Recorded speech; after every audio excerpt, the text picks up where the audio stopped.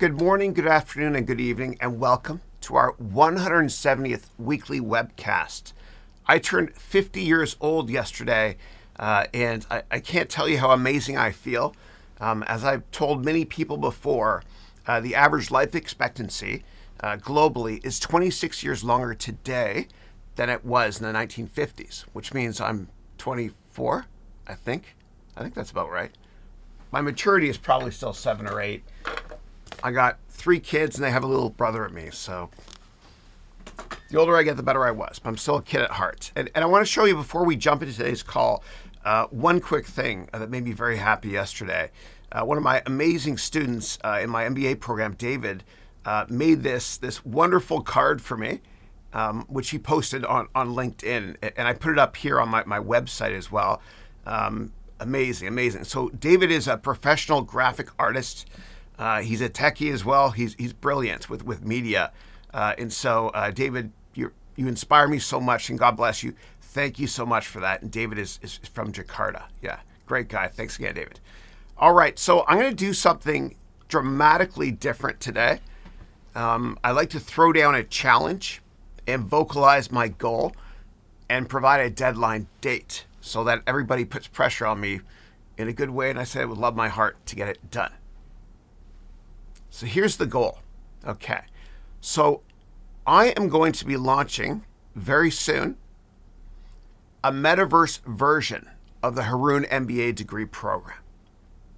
And a lot of people are going to have questions like, what does this mean? When is it going to be live? And I'll show you in a second.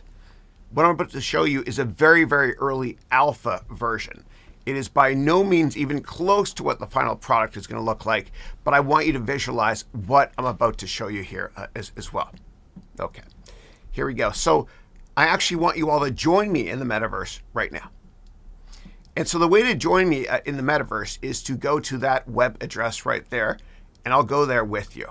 So let's go to harounmba.com/metaverse. Okay, and that's all lowercase. Did I spell that wrong? I forgot the N in her. Dude, I told you, a senior moment. Okay, I'm fitty. It happens, guys. All right, so harounmba.com/metaverse. And then what I want you to do is I want you to click right here. Okay. And what's going to happen is you're going to join me in a very early rendition of what the metaverse might look like. And it's going to touch all aspects of business and particularly education. And we're going to be a first mover, and we'll have the first mover advantage, and we'll have a lot of fun doing this. So I want you to join me right now, please, in the metaverse. And if you want, you can allow the camera to work or not through your browser. Completely up to you. Okay, and then you can make an avatar as well, and you'll step through the process, and it will ask you to create an avatar, or you can just join without that. Okay, so I'm going to say my name is Chris. Done. Okay, great. Here I am. Awesome. Okay. And it looks like we got 2 people that have joined. And what you can do also, if you want, is you can actually change what your face looks like. So I'm going to do that right now. I'll show you. So I'll go here. Whoops. Let me hit escape. I'm going to hit refresh, and I'm going to show you how to create your own avatar as well. All right, so I'll join the classroom. And then what I'll do is I'm going to take you into my bedroom as well, which I made here as well. So it'll take a second to get generated.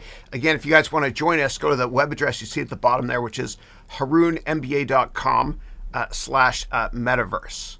Okay, and it takes a second to load. Again, it's a very early rendition of what it's going to look like. And if you want, you can actually get your camera to screen your face to make this actually work for you. And look at me buying time while it loads. It's so early, eh? Early edition. You can even use Oculus, or you can use one of these cardboard headsets as well in this room. Now, what I'm going to do, because this is like a live demo, and it's embarrassing, but that's okay, because I'm 50, I have an excuse now. I'm going to start over here. Okay, so I'm going to go to harounmba.com/metaverse. Here we go. I'll click here. And whenever Bill Gates used to do demonstrations of new versions of Windows on stage in the 80s and 90s, he'd always get the blue screen of death. It's just Murphy's Law. But I'm going to join this right now, and you guys will see me in here as well. Okay, here it comes. All right, good. All right. And what you can do again is you can scan yourself. It's pretty intuitive when it loads this alpha version. You can scan your face as well. Okay. And then you can create your own avatar. All right. So here I am here. Okay. And what I'll do is, I guess what I'll do is I'll click join now so you guys can see the entire, how it works. Chris is my name. Okay. I'm going to turn the camera on, and you'll see in the bottom right-hand corner, my camera looks a little bit different right now for the webcast. And the reason is because I'm using it in two different locations. One is here in the Metaverse, the other one is for the webcast. All right, so I'm going to take you first to my classroom, and then we're going to go to my home. And there's a little portal that will jump from the classroom that goes directly to my home. If you're in my classroom already, feel free to jump into the portal and check out my room, my house there. Yeah. All right. And we just lost 6 viewers because of this. I apologize. It's early rendition. Okay, early rendition of this. All right. So here we go. I'm in. Okay, that's good enough. That's good enough. But I'll go to my bedroom and then come back there. But what happened, and I'm going to open this in a brand new browser as well, guys. I'm so sorry. I want this to work. I do. And we'll go Metaverse. Last time I'll try it. All right. Switching environment to none. All right, there we go. Okay, and we got somebody else here as well. So who do we have here as well? Oh, good, it's working. Awesome, dope. Okay, good. All right, so that's me right there, okay? And those are my kids on the wall. This is my bedroom here, and I'll take you to the classroom in a minute. And if you want to, what you can do is you can actually talk to me if you want to. So whoever that is, if you want, you can turn your microphone on. I can hear you. So it's Renveer. How you doing? So I'll show you here at my this is my room here, okay? And then I've also got a classroom I'll take you to in a minute. And so here are my kids. I tried to put a picture on the wall. I made it too big, but I didn't care. And this was when I made them pumpkins, or they made them, I should say, for Halloween. Guess which Star Wars characters those are, okay? So you can completely customize your bedroom or any room really, right? So you can see there's a nice little fountain back there, okay? There's also pictures you can put on the wall. And what you do is you just drag and drop, and then you can use the Z scale to push it farther away from you or closer to you, that sort of thing. Rotate it. And it's really easy to upload pictures. You just click here, add content, and then you upload pictures like I've done here. Okay. And certainly I'm going to be customizing the heck out of this soon. I see a couple of other people on the call right now. What I'm going to do is I am going to close this window here because I've already got it working here. Okay, great, cool. All right, so what I'll do now is I'm going to go to our classroom, okay? Travel. So I clicked on that little ball there, and I'm going to go to the Haroun MBA classroom. Okay, I'm going to teleport there directly. Okay, here we go. Okay, we got a couple people here.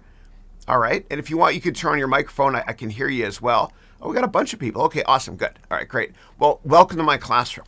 All right, so here's what the metaverse is going to look like. It's going to look much better than this in real life, and I promise you we all have legs in the future too. But what you can also do is you can create different rooms, you can decorate them, and you can also have different settings for teaching or for doing conference meetings, etc. And so my vision, hey Ruby, how are you? Ruby, you can unmute yourself too if you want.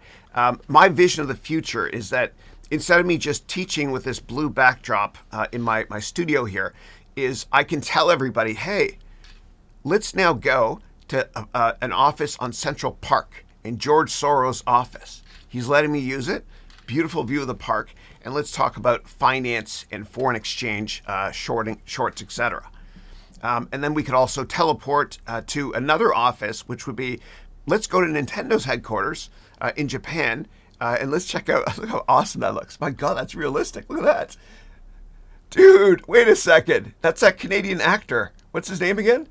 Ryan Reynolds, right? Oh my God, Ryan, thank you. Welcome. I don't drink your tequila, but I see your commercials. Yeah, but we can go to basically any office we want, so we can go visit Nintendo's headquarters if we want to.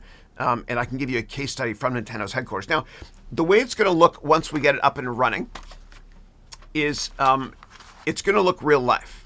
Okay, so right here, these are Nintendo's version of a VR AR product. Okay, and it's cardboard based, called Nintendo Labo. You put your Switch in here. I bought it from my kids. And then you can also, there are cardboard versions of this you can get for Android as well, of course, as iOS. And so what you can do, actually, if you want, you can come into this room right now with me, okay, in VR. And the way it works is you go to the App Store, okay, the Apple App Store or Google Play, whatever, and do a search on Spatial, okay, SPATIAL, and download the app, and you'll be able to join me. You can use the app with or without VR as well, and AR. All right, so we got Ryan Reynolds here. Hey, Ryan, how are you? So let me give you a quick little tour. So this is where the classrooms might be here. I can also share my screen. Okay, so right here, I select my screen. Okay, it's loading right now. Let's see here. Screen. Chris Haroun screen. Okay. Yeah. So you could share screens as well. Looks like it's not loading perfectly here. Let me try it again. Again, this is a very, very early alpha version of what the product might look like. But you can share your screen. Everybody can. Here it is there. Okay, good. We got it to work. Okay, great. So here's my screen right here. And what we can do is we can go over here, check out my screen. And if I move on to another application, it'll actually show you what's in that application. So if I go over here to Wirecast, which is the program I use to syndicate and broadcast this live, you can see this as well. And you can drag and drop, make it bigger, etc. Throw it up on the wall as well if I'm showing you guys something. Okay, cool. Now, what you can also do is you can see pictures on the wall. You can zoom into them if you want to. Right here we've got Corey Berg. The Corey Berg is what he goes by, actually. And he actually graduated from my program last year, and that was the in-person graduation.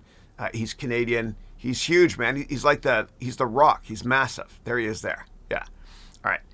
And then let me turn around. And you use different keys. So the arrow keys to move around, and then use Q and E to turn like this. And you can even jump by pressing the space bar. I don't know why I'd be able to jump without legs, but apparently I can. Okay. And over here is a nice view as well of I don't know where it is. I just downloaded this room from somewhere on the web and customized it a bit. Beautiful view, and you can have exhibits on the wall. There's the MBA degree that Shalja, one of my amazing MBA students from Australia, earned last year. Anyway, it's kind of fun. And if anybody has questions about this, let me know. We can all dream together what it's going to look like. But look at Ryan Reynolds there, man. That looks pretty cool. That's actually pretty realistic right there. Eh? It's funny, yeah. And you can even go outside and around. I don't know why you want to, etc. But this should kind of give you an idea of what the metaverse might, what the metaverse might actually look like when it comes to education or business. And now this is why you understand companies like Airbnb are really excited about this, because they'll be able to rent out virtual land if they want to. And if you own real land on Central Park, that's your address, you can make a virtual version of that as well. And you do have, I think, but I'm not a lawyer, thank goodness, I think you have the copyright law. Hey, how are you? Ryan Reynolds is waving to me. What's up, dog? Mais bien sûr, chien, in French. Yeah, good to see you. Yeah. So it's exciting.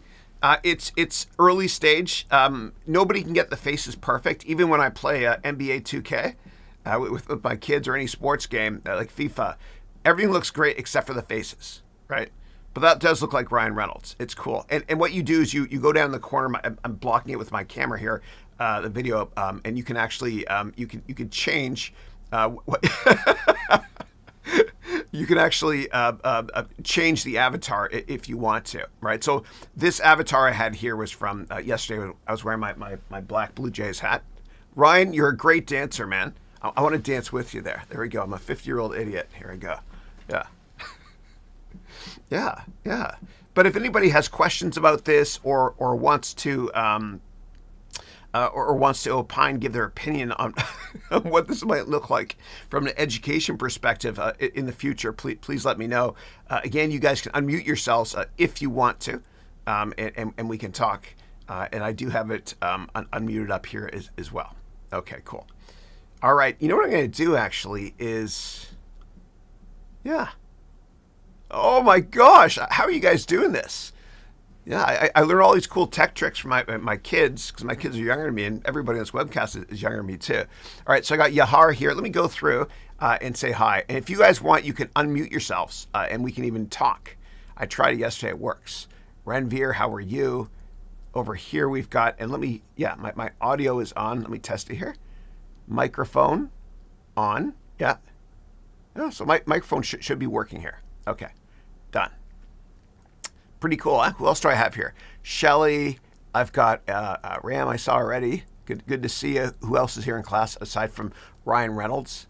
We've got Arturo. What's up, Arturo? And there's me without my legs. Yeah. So I guess what I'll do is I'll go through questions you guys have about this. I'll work from the bottom up, your questions, your comments, etc., on the metaverse and what this means for education and for what we're trying to do by making education accessible, engaging, and edutaining for everybody on the world at a very low price. All right. Ryan Reynolds. Look at Ryan Reynolds dancing. That is so awesome. Okay. Let me go from the bottom up here. So Michelle, how are you? Michelle said, all I can do in the metaverse is clap. Yeah. What movie is this from? Hercules. It's an oldie, but a goodie. I can see Ryan Reynolds can dance. And if you want, you can go into my room here, my bedroom, okay, right here. And there's a bunch of people, I think, in there as well. You can teleport there as well. And No Name has just joined the space as well here. Okay. All right. All right, let me see. Rosetta tried to join but was refused because my device is not compatible with a spatial app. You can still go in the room if you want to. You can download the app on a different device if you want, or try a different browser. It should work. It should work. Excellent. Yeah. And MJ, Michael Jordan Elcock, who's one of my wonderful students who graduated 2 years ago from my MBA program. He's from Trinidad with his wonderful wife, Rosemary. Hi, Rosemary. Hope you're doing well. Just said, wow, great to see you, buddy. Okay. And let me see here what else I got here. Cool. Yeah, if anybody wants to comment on the metaverse here, just go ahead and comment. I think what I might do actually is I might do a bunch of this webcast, the Q&A, with me in the corner. So I'll show you how I do that quickly. I use Wirecast. Okay, so I'm going to make this bigger here. Okay, hold on a second. And it always changes what the camera looks like a bit whenever you're using two versions of the camera. So what I'm going to do is, and I teach all of you how to use this stuff in my MBA program as well. So what I'm going to do is I'm going to crop the top of this very quickly. All right, crop the top. That rhymed. There we go. Okay, good. And then I will realign this part here. That should be good. That's good enough. Okay, good. There we go. Great. Excellent. All right, let's do this. I'm going to start from the top. Welcome to the metaverse. This is an early alpha edition. We'll have something out later this year. So I'm throwing down a challenge. You know, and whenever you set goals for yourself, and Tony Robbins said that most people give up on their New Year's resolutions by the third week of January because they don't set a deadline date. But I'm giving you a deadline date here, which is late this year. Late this year, as per the poster at the back there I made in Photoshop, the metaverse version of the Haroun Education Ventures MBA is going to be launching. It'll look a lot better than this too, I promise you. And Ryan Reynolds over here, if you want to join us, you're more than welcome to. And thank you for the dance before. Appreciate that. Okay, cool. All right, let me go to the questions here. All right, first up, I got Majed, who wrote, hello, Chris. I hope you're having a fantastic time. I always am. This is so much fun. And then you wrote, to me, Facebook sell-off after earnings was a panic sell. The company is a cash cow that trades at a ridiculously cheap multiple of 17 times. I actually am starting to agree a bit there. And then you wrote, the metaverse is the future. That's right. That's what we're doing. That's why they renamed their company. And then you wrote, Facebook is the leading participant in this industry. I was hoping you would share your thoughts with us on Facebook. Yeah. So I'm actually going to be doing a headquarter tour of Facebook for my MBA students very, very soon. I'm meeting with a bunch of executives there as well. And we're starting to do a speaker series now in my MBA program. And so I'm still going to tell you my opinion. Okay, I'm unbiased. I'll never be sponsored by anybody. So Facebook knows they're going to get broken up, and so does Google. And that's why Google renamed themselves Alphabet years ago, because Google owns the two biggest search engines in the world, Google and YouTube. And of course, they're going to be broken up eventually. The same thing with Facebook. Facebook renamed themselves to Meta as a play on Metaverse here. It's a great PR move as well by them to disassociate themselves with the name Facebook. It's kind of like what Philip Morris did, the cigarette company. They renamed themselves Altria years ago in order to change brand perception. Yeah, but Facebook is a force to be reckoned with. This is a staggering statistic, but everybody, 40% of people on this planet use at least one Facebook app every single week, or month, I should say. I have to use Facebook as well when it comes to advertising because it's just so darn good for a return on investment. Yeah. But there are some social implications about the platform that I'm just not a fan of, and it's debatable whose fault it is, but largely Facebook's. Okay, they're not going to let me do a tour anymore, but I don't care. I'm all about you. I'll never be sponsored, but the student first. What Facebook has done is they have sponsored stories, as we know, and basically, Facebook knows if you're a Democrat or a Republican, or progressive, or conservative, etc. And what they do is they serve up ads to you that make you more of a Democrat or more of a Republican. And so it's led to the bifurcation of Western society. We see it especially here in America, where Americans are at odds with each other because of extreme opinions, magnified by Facebook, actually. And we haven't seen differences in opinions like this since the hippie generation. Those guys inspired me from the 1960s. In the 1960s, they used to say, don't trust anybody over 30. And dude, I am way over 30. I'm 50 years old today. All right, yeah. But if you're going to buy Facebook stock right now, what I recommend you do is you create your own financial model. Hey, Andre, how are you? You create your own financial model on Facebook. And then you value the company, not based on earnings next year, okay? I want you to value, hey, Ryan Reynolds, I want you to value the company based on your earnings expectations in 10 or 15 years. Because that 17 times PE might actually end up being a lot higher or a lot lower based on your future earnings estimates. And I teach you exactly how to do this in a lot of detail in my MBA program, which you can check out on my website. So I invested in Facebook when it was private, when I worked in venture capital. And I also invested when it was public, when I worked at a hedge fund. I went long and short Facebook many, many times. Yeah. So, but the bottom line is in my MBA program, which is going to be virtual soon, as you can see here. It'll look better than this eventually, I promise you. But in my MBA program, I teach you how to value companies from scratch based on my own real life practical experience. This is the S1 filing, okay, for Facebook when they went public back in 2012. And Morgan Stanley butchered that IPO. I remember that well. Okay. All right, next up, I've got Manas. How are you? Manas, and thank you for the message yesterday, Manas, as well. And thank you especially to Christina, one of my amazing students. She sent me a couple of great messages. She sent me an amazing one last night. I just saw it this morning. We were going live. Christina, if you're on, you and Christian and Isabella, your family, they're my family too. Thank you. I'll go through it after this call. I promise you. I got a gazillion messages yesterday. And thank you, everybody, for the billions of messages you sent on LinkedIn or whatever it is, every other platform, saying happy birthday. And let me just go say hi to Ryan Reynolds. Ryan, can I get a dance again, please? Ryan Reynolds danced a second ago here, which was pretty cool. All right. So the next question I've got here is... good morning, my dear mentor. Chris, please. I hope you got my birthday message for you. I did. Thank you, Manas. Appreciate it. I made sure it was the 2nd of February in the United States, as India is 12 and a half hours ahead of the United States. How was the dosa? I was wondering whether it was the best year I had.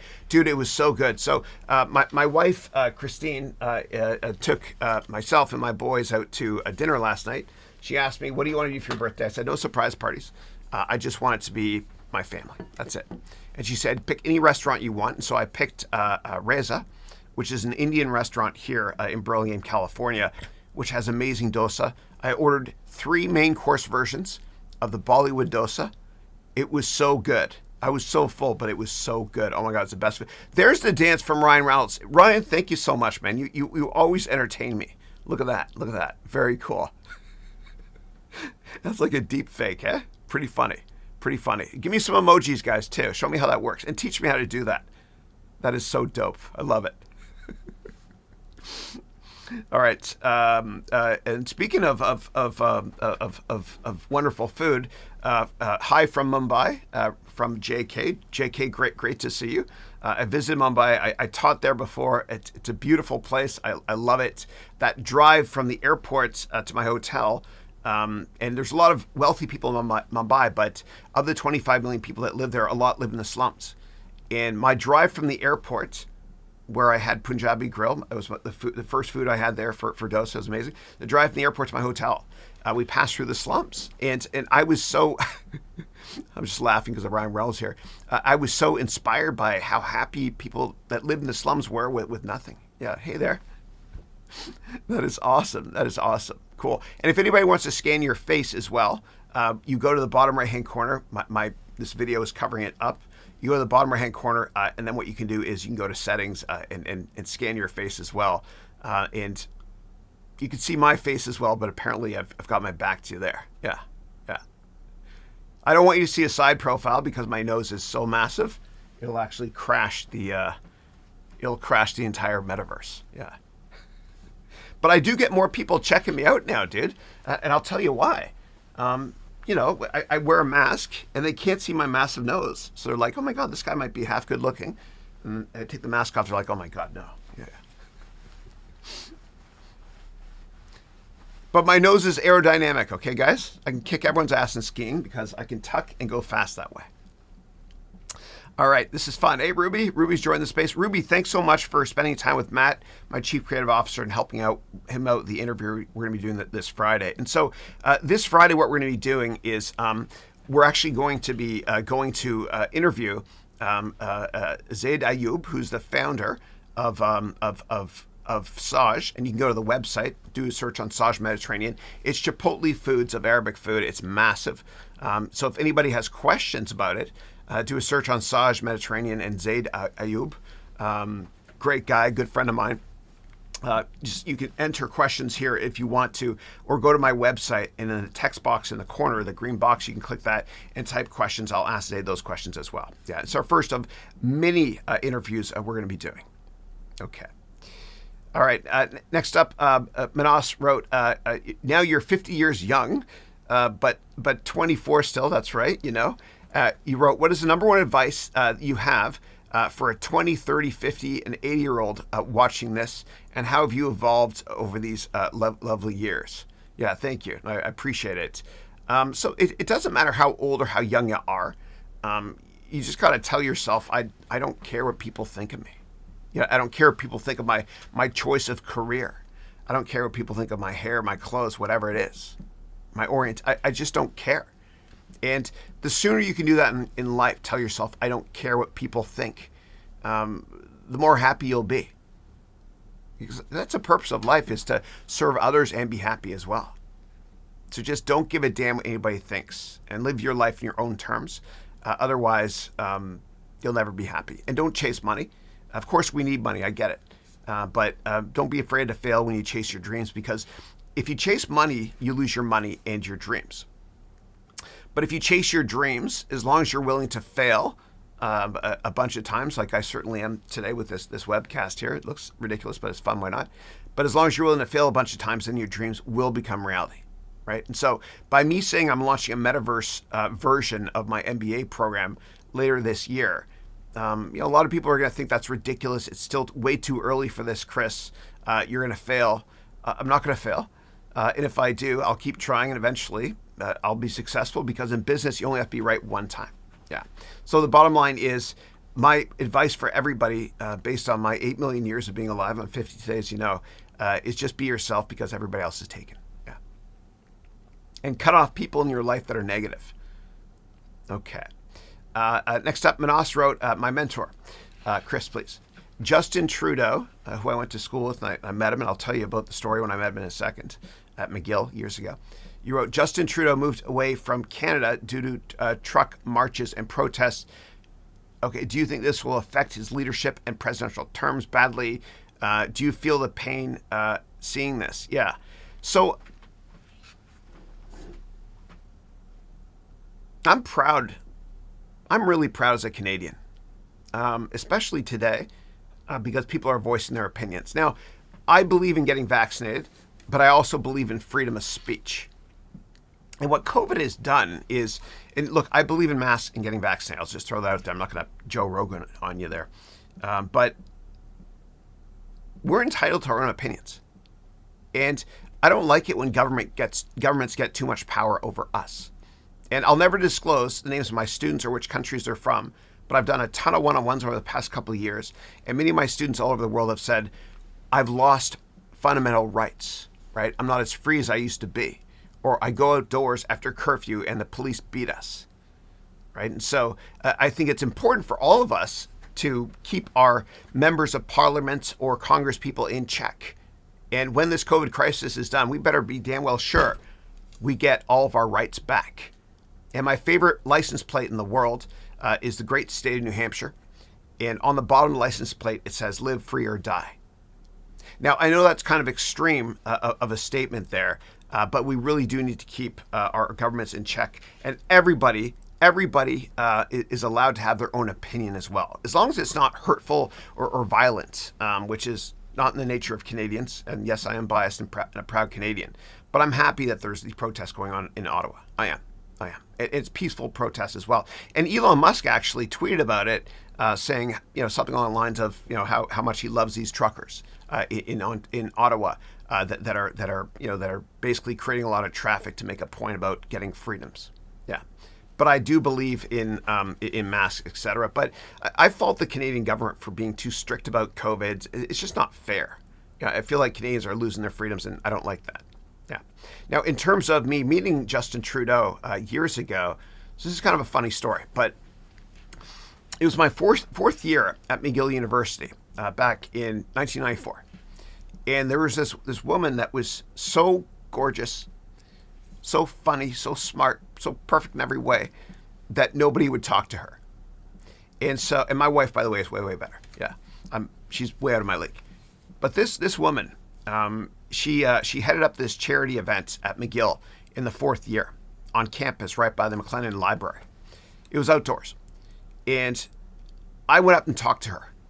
And my friends were like, oh my God, Chris is talking to her. What's going on? Right? And so I talked to her, and I was talking to her for about 5 minutes. She started laughing at my jokes, and I was like, oh my God, I have the worst dad humor ever, eh? And so it's 20 minutes go by. We're still talking. And I'm like, Chris, you have to ask for her number. You have to, always ask for the sale, ask for her phone number. But I kept talking to her. And half hour goes by and she's laughing. I'm like, oh my God, am I dreaming? This is amazing. And then what happens is this guy who looks like Jim Morrison walks up to me and her. And he's got long hair and he walks up. And all of a sudden she turns away from me. Right? And she's talking directly to this guy that looked like Jim Morrison with long hair. I'm like, what the hell, man? I just got blocked there. Somebody just Heisman'd me. And so I didn't know what to do. And so I turned to the guy and I said, hi, I'm Chris Haroun. And I'm nobody, by the way. Right? And he goes, Justin Trudeau. Dude, I got Heisman. I can't compete with a frickin' Kennedy. Yeah. So anyway, and that's not his wife right now. He married somebody else. But he was nice about it too. Yeah. All right. Next up, I got PNG, persona non grata, who wrote, hello, Chris. When you invested in LinkedIn, LinkedIn ticker was LNKD, got bought by Microsoft in the summer of 2016, and they've done nothing with the asset since then. Okay. Hello, Chris. When you invested in LinkedIn and other tech companies, how did you know so early they would have not cut development investment when switching from growth to value? Yeah. So they were growth, and I love the company, man. I absolutely loved it. I own the stock. It broke my heart when Microsoft bought them because I thought it was going to be $1 trillion market cap company at the time. It was very tiny then because my earnings estimates in like 20 years were really, really high. And then what happened was Microsoft bought them. And usually what happens, and I hope this doesn't happen with Microsoft's purchase of Activision, but usually what happens is when one company buys another company, the founder of the company that got acquired stays for a year because they have to contractually, and then they leave because they can't take the bureaucracy. And what happens is bureaucracy really sets in politics, and innovation dies. And so LinkedIn, they've done nothing innovative or hardly anything innovative since 2016, since the company was acquired, since Reid Hoffman, the brilliant co-founder, left. So when one company buys another, innovation grinds to a halt. It's true.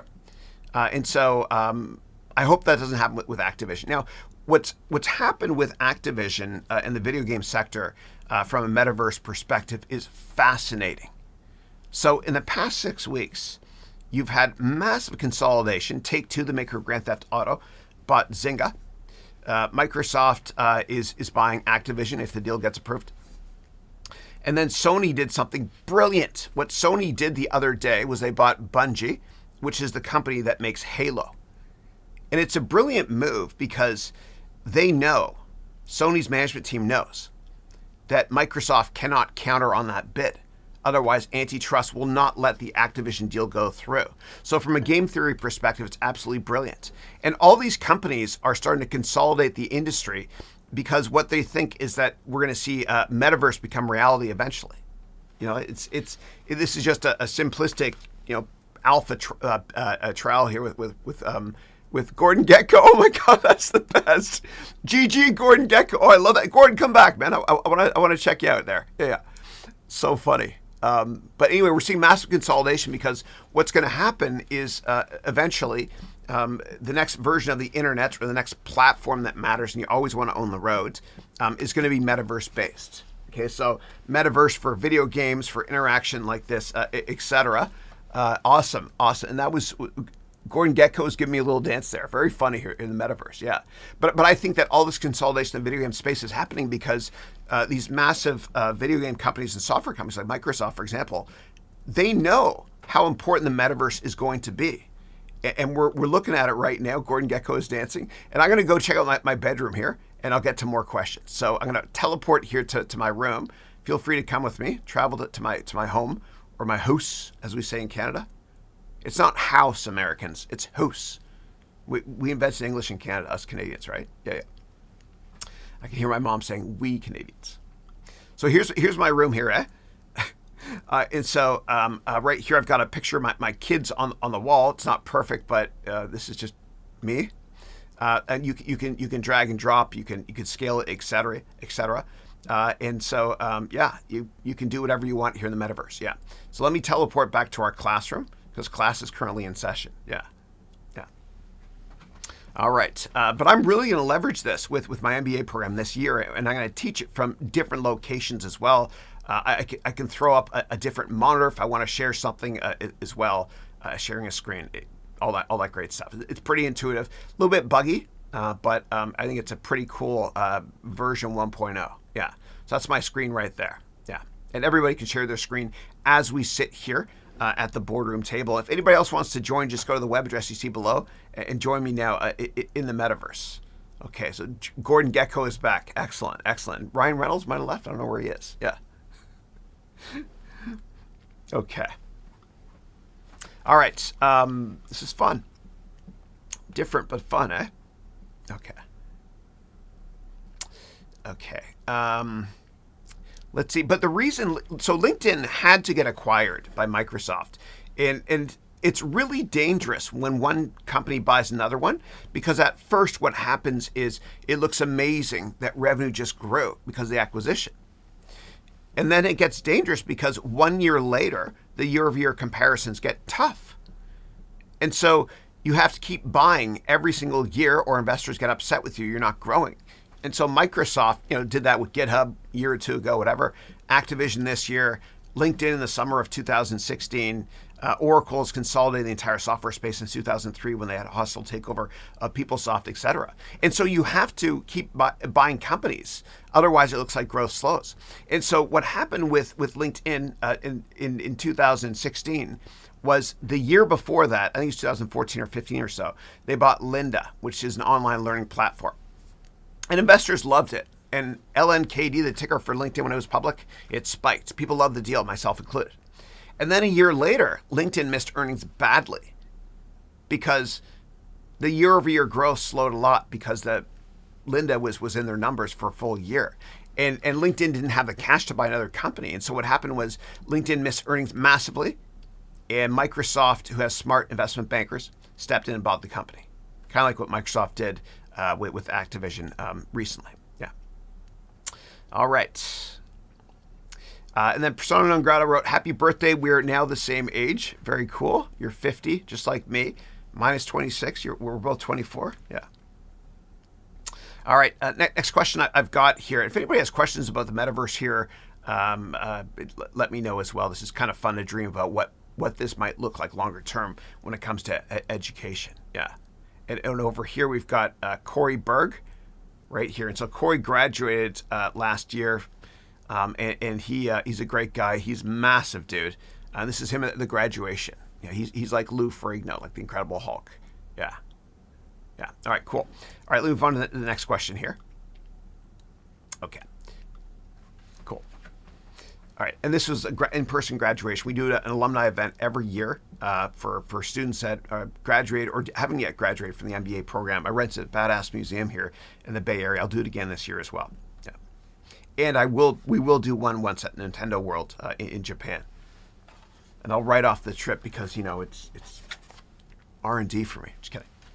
All right. Next question I've got here is, if India made cryptocurrencies legal with 30% taxes on the gains and even on losses, do you think this will affect the building and pro investors on the market? They've called cryptos as gambling or lottery. Yeah. I think that would be a positive thing for the market in general. 30% tax is not ridiculous. I mean, it's kind of high depending on what tax bracket people are in. But it basically signals to the marketplace that the Indian government, if they're thinking about that, they're not thinking about making cryptocurrencies illegal. And India has a gazillion brilliant developers as well that power a lot of great American companies and global companies and Indian companies as well. And by making cryptocurrencies illegal or crypto mining even illegal in India, it's not the right thing to do because you'll alienate a lot of developers in what might become the next most important platform in the world, like this here, the metaverse. Yeah. And here, by the way, what you can also do is I can put in some NFTs, right? I can put them on the wall, whatever, if I want to. I can have a little dog that runs around, which is like a virtual NFT, etc. Right, so it's pretty intuitive. Again, join us at this web address here if you want to. And I've got Gordon Gekko in here, Ryan Reynolds. If you want, you guys can scan your own face as well, or more celebrities, and keep it real, keep it fun. Okay. Next up, Manas wrote, how do you save taxes on cryptos by flipping or swapping cryptos for a gain or loss? Yeah. So what I do is in my retirement account, in my IRA, I have big investments in cryptocurrencies. And the reason I do that is because I don't have to pay taxes. So I only pay taxes on my cryptos when I take it out of my retirement savings program, right? And so if you can, whatever country people are in, do a search on what is the 401k equivalent in my country, your country. And that's your retirement savings program. And then also, make sure you talk to a lawyer before you set this up, but you can take your cryptos and invest tax-free. And I say talk to a lawyer first because in your country it might not work. For me, I'd actually talk to a couple of lawyers and set up an IRA. Yeah. All right, next up I've got Rose here. Hey, Rose, how are you? Rose was in my first year at MBA program a couple of years ago. She's great. She's from the state of Virginia. She wrote, classes have been great so far. Thank you. I've refrained from asking questions for the first month to give new students a chance. How are your plans going to create a metaverse classroom for your MBA program? So funny because you asked that before the webcast started, and great minds think alike because other students of mine asked similar questions, but here it is. Yeah. It'll look a lot better than this too, I promise you. Again, what I'll do is I'll rent rooms from like Airbnb or whatever offices all over the world, and I'll be teaching from different conference rooms, right? And it'll be cheap to rent these rooms initially, or free in some cases as well. Yeah. All right. Michael, how are you? Good morning to you too. Thank you for the happy birthday greetings. Andre, thank you for the happy birthday greetings as well. Happy birthday to you as well. You're the same day, I think you mentioned there. Ali, who wrote, happy belated birthday, Chris. Thank you. God bless you, brother. Great to see you. I miss you. And then Andre wrote, congratulations on the 170th webcast. Yeah. And I want to do something different too. So I kind of just winged this last night, putting this together. Yeah, and so Solomon just joined here is as well. Very cool. And what you could do is, if you want to, you can unmute, and then I can hear you talk if you guys want to go there. Yeah, should be working for me here. Yeah. So, yeah, cool. All right. Next up, Sylvie wrote, Chris, have a wonderful, happy, healthy birthday now and forever. Wish you never stop enjoying all the little moments in your life. Thank you. And this is one of the many little moments I'm certainly enjoying. Yeah, this is fun. Yeah, cool. And let me know if anybody can hear when they're talking to each other on this platform here, because you're supposed to be able to hear yourself as well, and others talking. Yeah. Okay. Okay. Renveer wrote, hey, Chris, and I saw you here in the room as well. I saw your avatar. Thanks for joining. So Renveer wrote, hey, Chris, I'm looking to start my own hedge fund, which will be mostly crypto and activist investing. Noting that there is only 2 known funds in my country, what do I need to start my hedge fund? Yeah. First of all, and I've done it before, I've talked to a lawyer. The lawyer I worked with here in California, you can call him, he's a good guy. His name is Jim Grand at the Securities Law Group. And basically, when I started my hedge fund years ago, he set up an onshore and an offshore vehicle so that I could take international money tax-free if people didn't want to pay American taxes. And I used the British Virgin Islands because it was a lot cheaper than actually using the Cayman Islands. Yeah. Also, whenever you're going to raise money, you got to make sure you get an investment offering memorandum. Okay. Kind of like this for Facebook. You'll get a lawyer to make the investment offering memorandum. You'll register your company so people can't sue you and come after your family and your assets and all that stuff. And then when you're raising money, and I'm humbled to say I've raised and managed over $1 billion in my career, what you'll find is whatever amount people tell you they're going to give you, cut it in half. Because at the last second, they get nervous. Yeah. And only talk to high net worth investors initially, because the sales cycle is short. Yeah. And I teach a lot more about that in my MBA program as well. All right, next up, Ali wrote, I need more insight on how I can invest in, say, the E-mini S&P 500 from an African country. You wrote you're from Zambia. I contacted 2 big banks. If they have a broker, they weren't helpful. Didn't seem to understand me. Yeah. So what I would mention is this. It doesn't matter what country people are in. Just do a search on the 5 largest banks in your country. Then call all 5 banks and ask if they have a brokerage service that is affiliated with the firm or they recommend. And then you basically do your due diligence on which one has the lowest commissions. Yeah. All right, next up I got Mo. Hey, Mo, how are you, man? Mo graduated from my MBA program. It was 2 years ago. Great to see you, brother. So Mo is Abramson. He's from Baltimore. He works in the door industry as well. He and his brother. Great guy. It's so good to see you, man. And his nephew actually joined as well, Elan. Yeah. Great to see you. Happy birthday, I wrote. You're amazing and keep up the amazing work. Thanks, brother. I appreciate it. God bless you. So good to see you, man. So good to see you. And last time I talked to you, you mentioned you're doing those really inspiring speeches, helping people. And I hope you keep doing that. Yeah, thank you. Okay. Next up, Raphael, who graduated last year from my program, wrote, hi, Chris, happy birthday. Thanks, brother. Wishing you more success. Facebook reported earnings yesterday and gap down at the open and Dogecoin to the moon. I know it's Rafi. Rafi always mentions that. Rafi is from the Philippines. He lives in the Pacific Northwest here in America, in the great state of Washington. He loves stocks and options as well. Great to see you. Yeah. So investors are shooting first, asking questions second. And so if a company's earnings aren't pristine and their guidance isn't off the charts, then investors get nervous. And investors are getting nervous now because what's happening is people think that the Federal Reserve is going to raise interest rates. And so when governments raise interest rates, the riskiest assets tend to do the most poorly. Right? And so value-based investments that Warren Buffett invests in with high dividends tend to do much better because investors get worried about the near-term growth of the economy. So anything speculative from NFTs, et cetera, gets hit pretty damn hard. And I'm actually working on an NFT course with one of my amazing students right now. All right.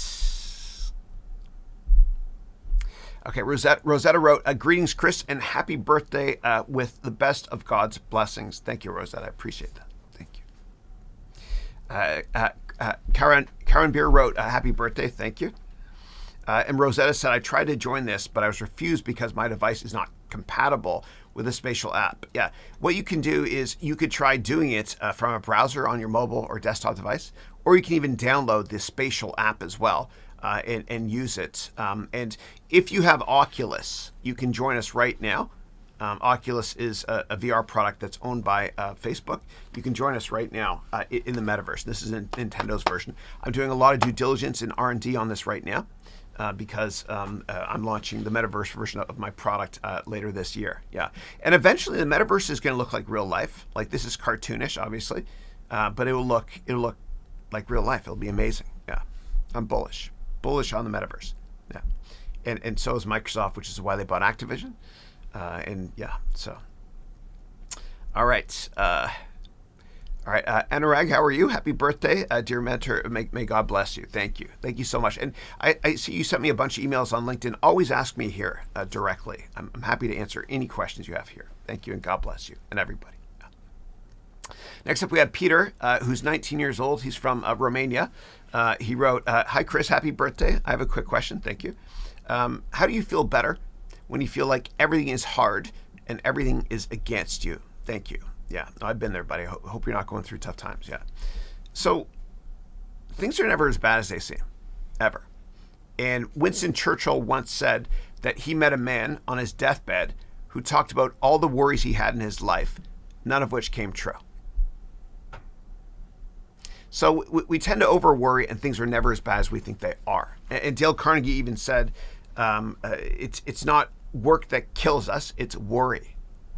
Don't worry. And for me, when it comes to career stuff, I've always had the mindset of don't worry, because God already knows what's going to happen. And I don't want to question my faith.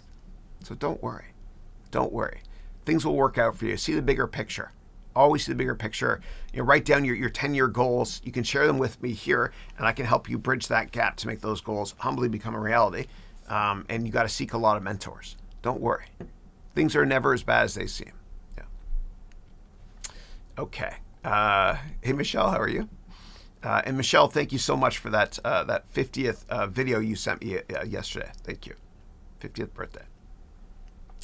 Okay. And next up, Levi wrote, do we have a promo on the Haroun Education Ventures on-demand MBA degree program? Yeah, there is one. What you can do, and let me see if I can go into a new screen here. Whoa, I just went Control New, and I guess a bunch of emojis came out of me there. All right, so let me go here to a new screen, and I'll show you where to access everything. So just go to my go to my YouTube channel, okay?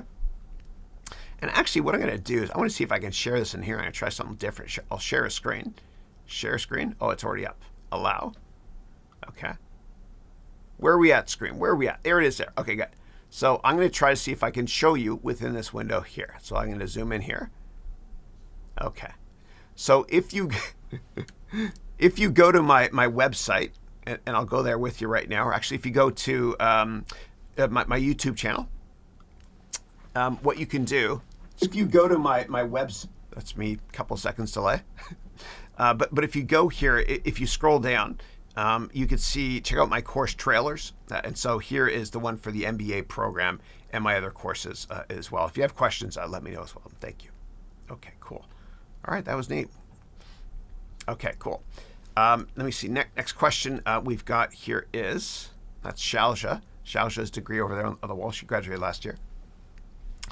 All right. C wrote, happy birthday, Chris. Thank you. Thank you. Appreciate it. Christina, thank you. And I mentioned this earlier. Thank you for the happy birthday blessings and all that stuff. You sent an amazing email last night at 8:30. And this morning I was getting ready, and my wife, Christine, who's copied on it, said, did you see the email yet? And I got a gazillion emails, so I will get to that today. Thank you. She said it was amazing. Thank you. Thank you. All right, so Christina wrote, good morning, Chris, and our amazing global MBA and live webcast family. And Christina is the head of the alumni network at Haroun Education Ventures. She's our fearless leader. And Christina wrote, hope you're having an outstanding week so far. Cheers, Chris.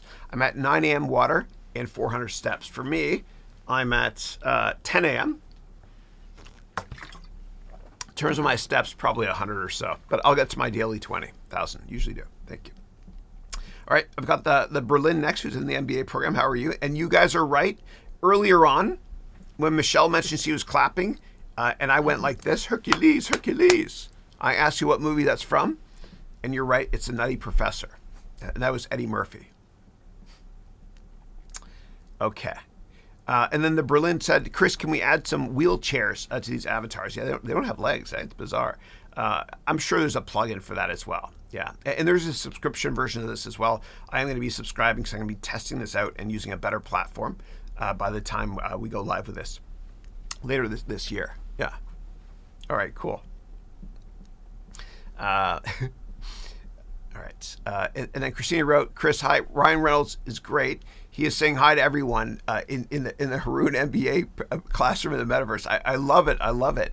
And we have over here, is this Ryan Reynolds over here? That's Gordon Gekko, just came in here as well from the movie Wall Street. There he is, GG, Gordon Gekko. What's up, dog? Good to see you.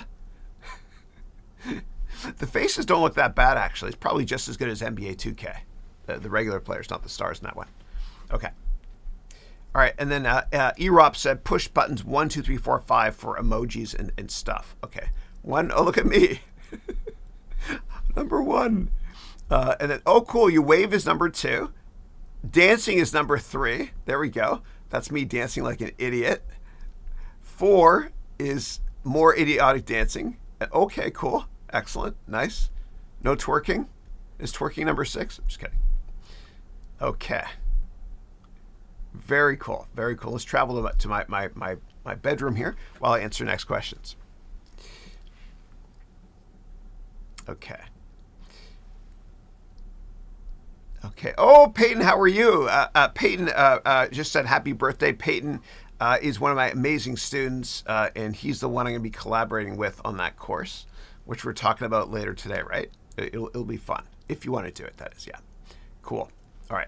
Let me go back in my bedroom here. I don't know how I got outside. Go back inside, Chris. There we go. And who do I have in my room here? Who that? This guy, is that Ryan Reynolds? Let me see here. Or is that, it's actually somebody, a real person. Let me see your name. Eric. Eric, how are you, man? And if you want, you can unmute yourself and talk as well. Great to see you, man. How cool is that? Fun. I'm having fun, man. Very cool. Okay, I'm going to go back to the classroom now. Okay, next question. Michelle said there's an echo for me. Okay. You said never mind. I had Metaverse audio on. Okay, cool. Okay.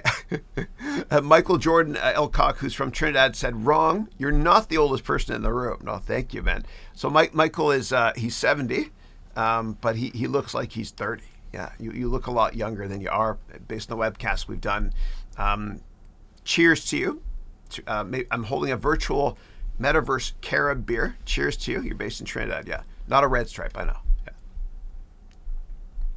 Rose wrote, wow, what you've done in the meta is amazing. Thank you. Did you design the rooms yourself? And if so, how did you learn, or was it self-explanatory? I literally spent like a couple minutes just on this yesterday. So all you do is you go to spatial.io, and then you can just kind of use certain rooms, and then just you add an image like this. So I go plus here, okay, and then I can add an image. I upload whatever I want, and then I can just kind of drag and drop it around, put a frame on it, etc. So let me actually do that right now. Let's do it from scratch.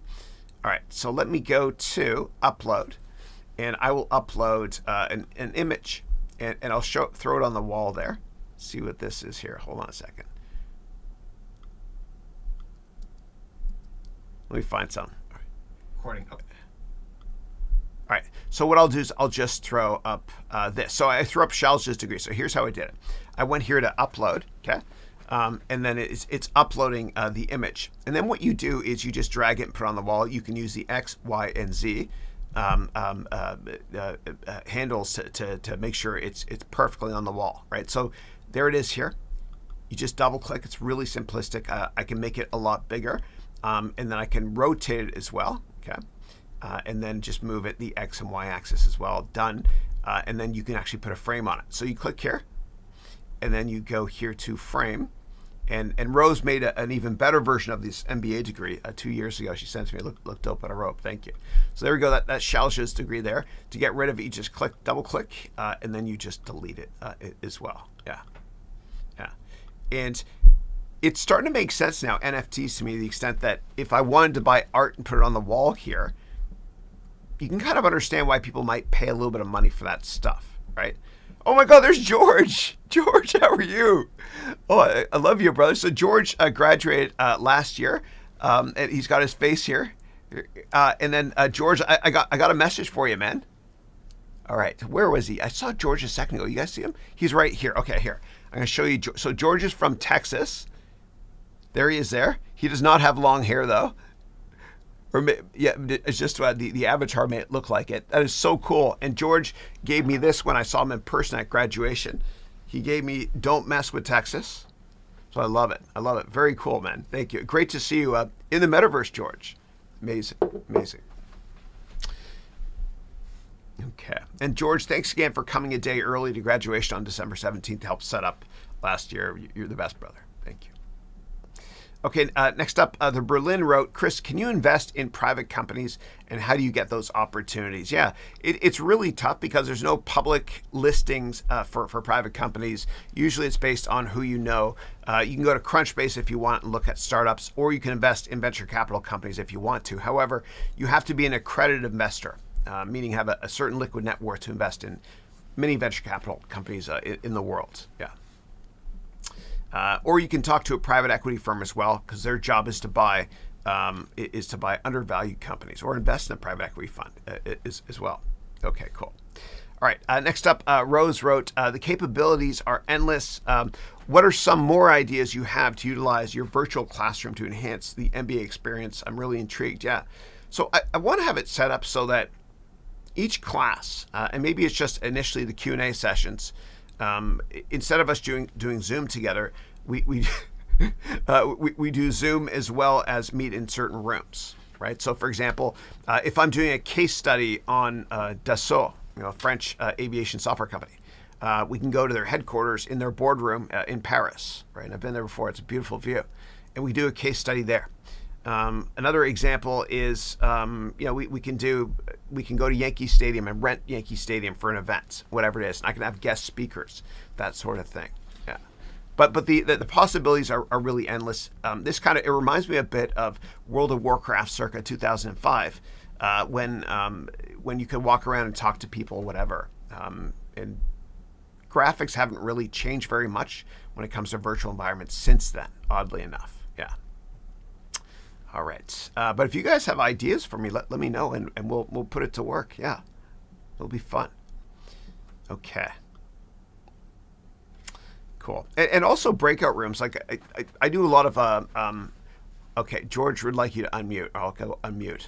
Thought I was unmuted. Hello, can you hear me, George? Let me go. Hold on a second. Microphone, it's on. Yeah. It's sure, maybe it's up here. I'm not sure why the audio is not working on my end. It's cool. It's cool. Yeah.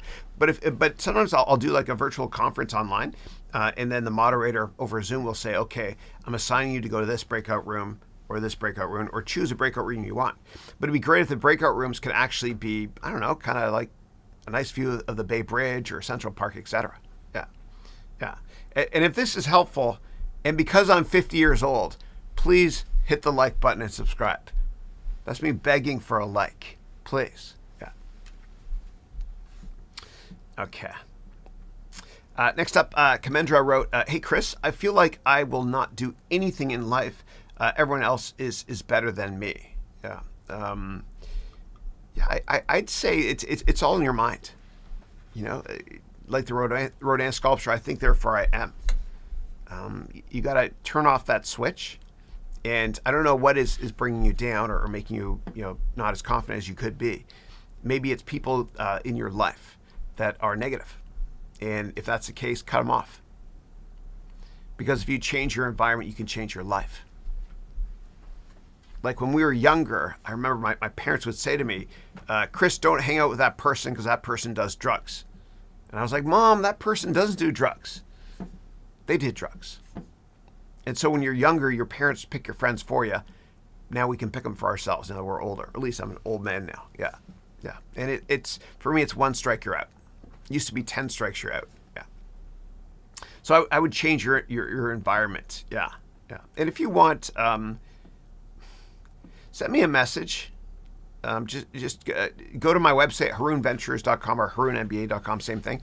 In the bottom right-hand corner, there's a green box. Just send me a message with your email. I'm going to send you something. Yeah. Okay, Ahmed wrote, I love everything that you do. I learned a lot from you. Much love to you and your family from Iraq. Excellent. How are you, man? Great to see you. Great to see you. We have a lot of Habibis in the house of Haroun here. From the Middle East, which is wonderful. In fact, I'm interviewing this wonderful man from Jordan this Friday who started a company called Saj Mediterranean. Yeah. Great to see you. Lots of love back at you, brother. Thank you. Thank you, Ahmed. Okay. Next up, Christina wrote, Chris, hope you had a wonderful birthday. Thank you. Glad you enjoyed your dosa birthday dinner with Christine and your boys. It was great. It was great. Dosa is the best food on earth. Yeah. Okay. And then Joseph wrote here, hey, Chris, thanks for all you do to bring goodness to the world. Happy belated birthday. Thank you, and God bless you. I appreciate it. Eileen wrote, happy birthday, dear Chris. And then you wrote, Saj is the best food we know. Absolutely. And they catered my event. Eileen is from the Philippines originally. She lives in Atlanta, has a company that's doing extraordinarily well. I got to meet her in person when I went to Atlanta last summer. To visit when I was at Coca-Cola's headquarters. And also she came out here for graduation, which was fun. And graduation, it was awesome. And here's a picture on the wall here of the graduation event. Right there, this here is Corey Berg. He goes by the Corey Berg. This guy is massive. He's like the Rock, and he inspires me. Yeah, great guy. And that was his LinkedIn post. Yeah, that's little me without legs looking at it. Yeah. Great to see you, Eileen. I miss you, and thank you so much for introducing me to that priest at my church that you grew up with. And because of you, what I'm doing is I'm actually going to be reading at church this Friday at 5 p.m. So let me turn this around here so that you guys can see a bit better. There we go. Done. Awesome. Eileen, so great to see you. So great to see you, and thank you for that gift you sent me, that horse thing as well. All right. Okay. Eric wrote, I love that saying. We need to learn natural law and harmonize to it rather than comply with man's laws that cause much harm. It is the non-aggression principle. Yeah. And you just got me thinking of something there. I should put a couple of motivational quotes up on the wall here. Maybe I'll do that next week or something. And the next time you guys see this metaverse demonstration, it's going to look completely different and a gazillion times more better, as my kids used to say. Yeah. Cool. Excellent. All right. And if anybody wants to join, just hop in the metaverse here with us, man. This will be fun. We'll teleport to another room as well. Yeah. Excellent. And Dixie just joined the space. And Dixie, I think, sent me 2 emails earlier this week about graduating from the silver program. I'll send you your certificate very soon. Thank you so much. I appreciate it. And congratulations. Okay, cool. All right, 72 concurrents, man. We haven't had that many in a while. This is great. Okay. Thank you very much, King Shuck, for the happy birthday greetings. 50. I'm 50. What the hell, man? 50 years old. Okay. Next up, we have Mr. Nobody, who wrote, hey, Chris, can you please guide us how I can learn about Google Ads and Facebook Ads? Do you have any resources in mind that's going to be helpful? Yeah, I've done a lot on this, actually. So I've got the Google Ads. I just paused all my campaigns yesterday, but I actually have the app running here. So it is hard, dude. So first of all, don't bother doing any Google or Facebook ads if your product is $10 or less. You know, I would do it if your product is $100 or more and virtual, like downloading an online course. Yeah. But I'm not an expert in that area. I actually made a course in that area. If you want, you can take it with Trevor Geller. And so let me show you really quickly here. Let me go to Udemy. Actually, I'm going to go to private mode because I don't want to share certain stuff. It's not that I don't trust you. Udemy.com. Yeah, there's a course I have on it. Just go to Chris Haroun. Is that how you pronounce that? I think so. Yeah. They used to page us at dinner when I was a kid. They would say, Haroun party of 6, Haroun party of 6. right, let's go here, and then just click on my name. You'll find it. It's Google Ads. Let me see here. Yeah, but if you click through the next couple of pages here, you'll see a Google Ads course with Trevor. Whoa, got rating. I've never seen my rating that high before. It's because of Steve, yeah, who we made that course together. He's a great guy. Okay, but if you click through here, you'll find it eventually. It's with Trevor Geller. I have so many damn courses now, I can't keep track. Yeah, and so Trevor used to work at Google and Udemy as well. It's here somewhere. And there's Vital. Yeah, love you, Vital. Yeah, here it is. Here, okay. Google AdWords, and this is I don't really know much about the industry. Trevor did mainly this course here. He's a smart guy. I certainly am not. Yeah. And there's other courses you can take on Udemy as well. Yeah. Okay. Michelle wrote, I've been receiving targeted ads from Visa for BlockFi Bitcoin rewards credit card. Are you familiar with this cards and what do you think? I'm not at all, sorry. But the technology they use is made by a Peter Thiel company that I know quite well called AdRoll. And basically what happens is you'll see these little ads, banner ads when you go to certain websites because cookies reside on your website. Yeah. Okay. Oh, wow. I just got a comment there from Sarthik. Thank you. I know you could comment here. Cool. Okay. I will unmute. Hopefully it works. And I think because I'm sharing microphones with Wirecast, maybe it doesn't work perfectly. If you guys can hear me talking in the metaverse, let me know. Here we have Gordon Getko, George here. We had Ryan Reynolds a while ago. Whoop, whoop. Give you a little dance there. Okay, moving on to Christina, who wrote, Chris, nice to join you and everyone in the Haroun MBA classroom in the metaverse. Thank you. This is fun, eh? We're having fun here. Let's see if we can get more people in here. Lots of love. Look at those emojis, getting a lot of waves. That's me trying to dance like a fool. Don't you hate it when old people try to act cool? Groovy. Or dope, as they say these days. Yeah. Hey there. Okay. All right. Next up, Ruby wrote, happy to help Matt. Thank you so much. So Matt Lacousse, my Chief Creative Officer, and Ruby is an expert in interviewing and has given Matt a lot of pointers for our interview tomorrow with the founder of Saj. Yeah, Zaid Ayoub, great guy.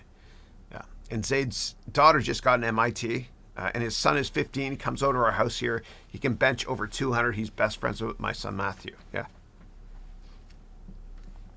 All right. Okay, cool. Victor is saying, happy birthday, Chris. Thank you, brother. Appreciate it.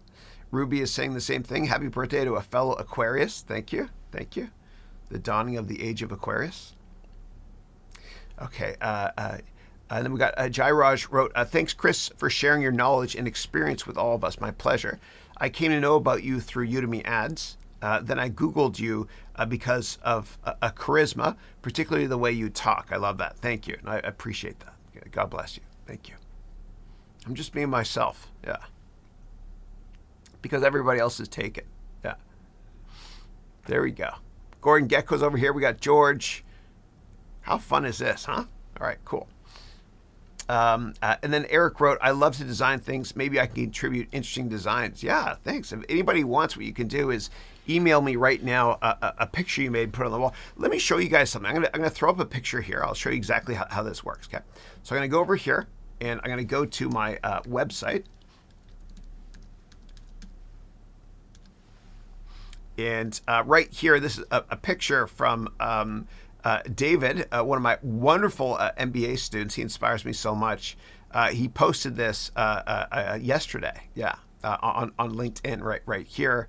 Yeah, so thank you so much for that, buddy. Yeah, lots of comments as well. Miss all you guys, especially you graduated last year. This guy here, yeah, Quincy, he runs an ed tech company. So what you do is this. Okay, so I'm going to save this image, and I'll show you how you can put it on the wall. Okay, so I'll call this one that, so I can find it at the top there. Then I'll go back to the metaverse here. Okay, and let's go to my bedroom. I'll put it in my wall in my bedroom. Seems bizarre to have a picture of me on the wall in my classroom here. Okay, so let's teleport. You can come with me if you want to Chris Haroun's home, and then we'll throw it up on the wall. If you guys want, you can send me art as well, and I'll throw it up on the wall here as well. Yeah. Okay, cool. All right, so the way you do it is, and clearly I messed that up. I don't have much wall space left, so I'm going to throw it outdoors here. Okay, actually, I'll throw it up here on the top right. So you go here to plus, and then you go to upload the image. And so I'll select from my device here. I'll grab this bad boy here. And again, this is an image that was made by David, one of my wonderful MBA students. And then all you do is you just double click it. You can scale it, and then you can move it around. I like that he made me look younger as well. So I'll put this up here, and then you can rotate it as well. And who do we have there? Who's that? That's Gordon Gekko. I see Gordon Gekko there. Very, very cool. Gordon, come and face the camera so I can see you, man. Cool. And let me see if I can navigate over and check out Gordon Gekko's face. Where are you at, GG? Here we go. Okay. There's Gordon Gekko, the anti-hero. I love it. So funny. I don't know if you guys have seen the movie Wall Street yet. You should check it out with Michael Douglas. He got Best Actor Academy Award in 1987 when I was 15 years old. I remember that well.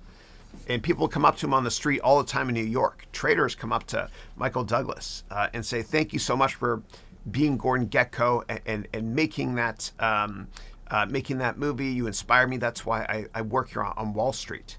And he gets disgusted by that comment because there's a lot of criminals on Wall Street because of that movie. It's interesting. In fact, I think the reason we had the 2008 crisis was because of that movie. Because you had a whole generation. I don't think I can unmute Joe. I'm trying. You have a whole generation of people that grew up watching that movie that were motivated by greed. And I think that's partly what caused the 2008 crisis. Yeah. Can I get a whoop whoop? Okay. All right. Let me see what I got here. Give me 1 second, guys. Sorry. Okay, next up, Ruby wrote, do you have a crypto broker and wallet suggestion? Yeah, so I just use Coinbase. I'm comfortable with it. I know Fred Ursum, the founder, had him in my office for a bunch of venture capital events years ago.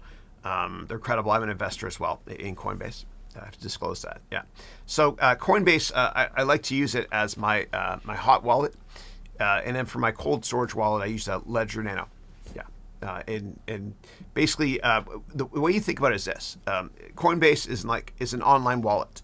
That means it's a hot wallet, okay, and which means that you need power to be able to run it, the internet plugs and stuff.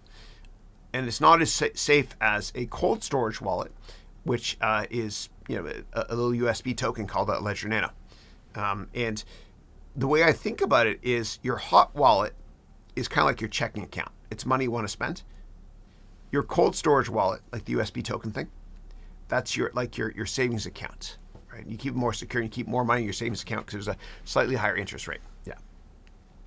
So I use Coinbase. Yeah. Okay. Next up, Eric wrote, I'm suspicious of virtual reality. It could be a way to separate humans from each other by directing our attention into some type of AI cloud run by demonic forces.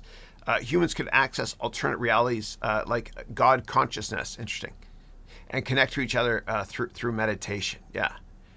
I see it kind of like an extension of video games. Look at George. That is so awesome. Look, George, I see your mouth moving, man. That's hysterical. George is one of my great students from Texas. He gave me this mug. Don't mess with Texas when I saw him in person here last year. Yeah. So I'm not. I'm a little bit more optimistic with this stuff. I am worried about computers getting too much power, from an automation perspective, and which could lead to war games, etc. Kind of like that movie with Matthew Broderick years ago. I am worried about that. And for more details on that, read the cover story in Wired magazine from 2000 by Bill Joy on the future, and basically everything that Elon Musk says about computers getting too much power is a lot of that was probably. He probably used some of that from Bill Joy, yeah. But I'm not as negative about it. But you know what's fascinating, guys, is this. So the best video game I played over the past couple of years is called Detroit Become Human. And basically, in this video game, what you do is you're this robot who looks like a person, okay? And what you do is you're this robot. And the interesting thing is that in between like load screens, when you're playing this game, Detroit Become Human, a bunch of questions, they ask you questions, and it's basically anonymous, but the whole world can see the answers. So one of the questions was, and thousands of people were online when I was playing it. One of the questions was, would you ever date a fake robot or an avatar in the future, right? Or not even an avatar, I should say, like a real robot, life robot. And 70% of the people said yes. So I think that virtual reality is going to have less of an impact on social demographics, et cetera, than real robots will. Yeah. And if you watch the movie Blade Runner, in Blade Runner, there's that robot, right? Blade Runner, robot, woman. The second one, yeah. Not in part one. It was the second one, but here it is. Here she is here. Yeah. And so the main character was dating her in the movie. So who's the hologram girl? Here she is right here. Yeah. And he was dating her in the movie, right? And she was a hologram. But I think real robots, people will date them in the future. I certainly won't. But I think it's going to happen. It's going to happen. Yeah. But if you get a chance, play that game called Detroit Become Human. It's brilliant, and that will really help you understand what the metaverse might become. Yeah. All right. Next up, Alex wrote, "Hi Chris. For individual investors, what are some of the best platforms and methods to invest in virtual land? It seems like a great long-term opportunity." Yeah. So anything that would power this sort of platform would include companies like NVIDIA, okay, which makes graphics chips. Also, you might want to think about Adobe, which makes software to make these images and videos and all that stuff, editing software. Also, video game companies like Activision, which Microsoft is trying to buy if antitrust approves it. And you can also look at Take-Two. TTWO is the ticker. That's the owner of Grand Theft Auto. Rockstar Games is their studio subsidiary. Yeah. And there will be others as well. There'll be others. And you got to look at the whole supply chain too. So if you take apart a VR device, what are the chips in it, et cetera. People look, like in the hedge fund industry, they look at the entire supply chain of what's in these things. This is cardboard only, but you know what I'm getting at. Yeah. And then Facebook, I guess, and they call themselves Meta, so I guess it's a Meta play. All right. Eric wrote, my goal is to be a world-class industrial designer and artist. Awesome. I'm sure you're interested in NFTs. And Peyton Calloway, one of my wonderful students, and I were working together on an NFT course. Yeah, and so I can't wait to teach you guys more about that once I learn what the hell an NFT is. Yeah. And if you want, go to my website, harounmba.com, and at the top, search for NFT. I've done a ton of videos on it, too. All right. George wrote, Chris, I'm using my iPhone. I clicked on the website. I installed Spatial, but it does not connect to your avatar. What am I doing wrong? I think you're doing everything right. I see you here perfectly. Yeah. And you're one of the few people, actually, that has you should be able to see it. If you want, George, go online. Use your desktop computer you got in your room there in Texas, and then open up the window, and you can have two on it at once, and you'll be able to see your avatar as well. There's George there. Don't mess with Texas. Yeah. How fun is this? Okay. All right. Next up, Rose wrote, any update on the Rwanda school and the possibilities of incorporating your metaverse there as well? I'd love to, dude. I'd love to. So with Rwanda, we have 50 Raspberry Pi computers we made. They're just cheaper to make and maintain there as well. And there's no reason why we can't use this, because a lot of it is just going to be, browser based. Yeah. Thank you very much for the dance there and the emojis. I appreciate that. Yeah, but we're still going strong. My goal is, and if I was a quota-carrying sales rep, I've been fired a million times, because I set my goals so high, and you know what I'm getting at. Like Jim Cameron said, if you set your goals so high and you fail, you still fail above everyone else's expectations. It's going well. It's going well. I don't know if I'll be able to finish the Kenya one this year, but my goal with Rwanda is to get Paul Kagame, who's the prime minister there, to cut the ribbon this year. Working on it. We'll see if it happens. But Why not try? Okay. Next up, Manas wrote, "This is so cool. How do we get into the metaverse of HEV web class? Thank you and God bless you and your entire family forever and ever. Thank you. Let's push the goalpost oot from our hoose." That's right. Excellent. I'm glad that you're speaking English the right way. You know, that's Canadian talk. I love it. Hoose, oot, in a boot. Yeah. So the way to get into this is just sign up for my MBA program. You can go to my website, harounmba.com, and I'll be deploying this later this year. Yeah, as part of the program. And anybody that signs up for my program gets all of my additional courses, new content I add to the program for free forever. Yeah. And then Dixie, we exchanged emails yesterday, wrote, "Happy birthday. Thank you. And congratulations on graduating from the program. I'll send you personally your degree soon." It'll actually look like this here. Let me turn around over here. Sure, there's a faster way to do it. Yeah. It'll look like this here. And this is Shalja's degree. She graduated last year. So she's from, she lives in Australia, right? So there's Shalja right there, yeah. Okay. Next up, Manas wrote, "My mentor, Chris, please, why don't you get into small capital cryptos like Tron or VChain or Gala or something else that have $1 billion market capital at present?" Yeah. So I'm not really a speculative with that sort of thing. I like to do deep research and, be a pit bull and a pork chop and own for a long time. And so I've disclosed a million times before what I own and all I own in cryptos, which are Bitcoin, Litecoin, Ripple, and Ethereum, or Ether. It runs on the Ethereum platform. Yeah, but it's disappointing that people are freaking out on certain investments. Like if you bought a house, and Warren Buffett said this on a webcast yesterday, I saw it. He said, if you buy a house for $20,000 and you live in the house and the price of the house goes down to $15,000, would you sell the house? It's interesting, psychology of the market.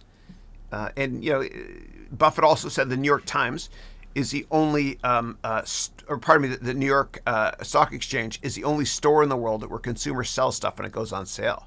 Think about that. A lot of people panic. And I was watching the Ozarks. I'm almost done the last episode in the most recent season.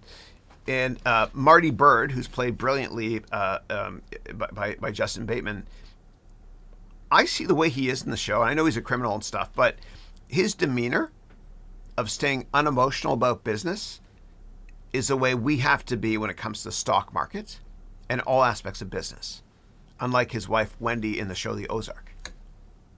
And so Justin Bateman is very, very unemotional. And you need to be that way in turbulent markets like this, because it doesn't make any sense selling something you love because it's cheaper now. Okay.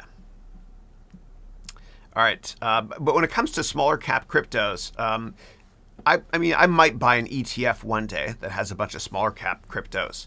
That way I can be diversified if a bunch go belly up.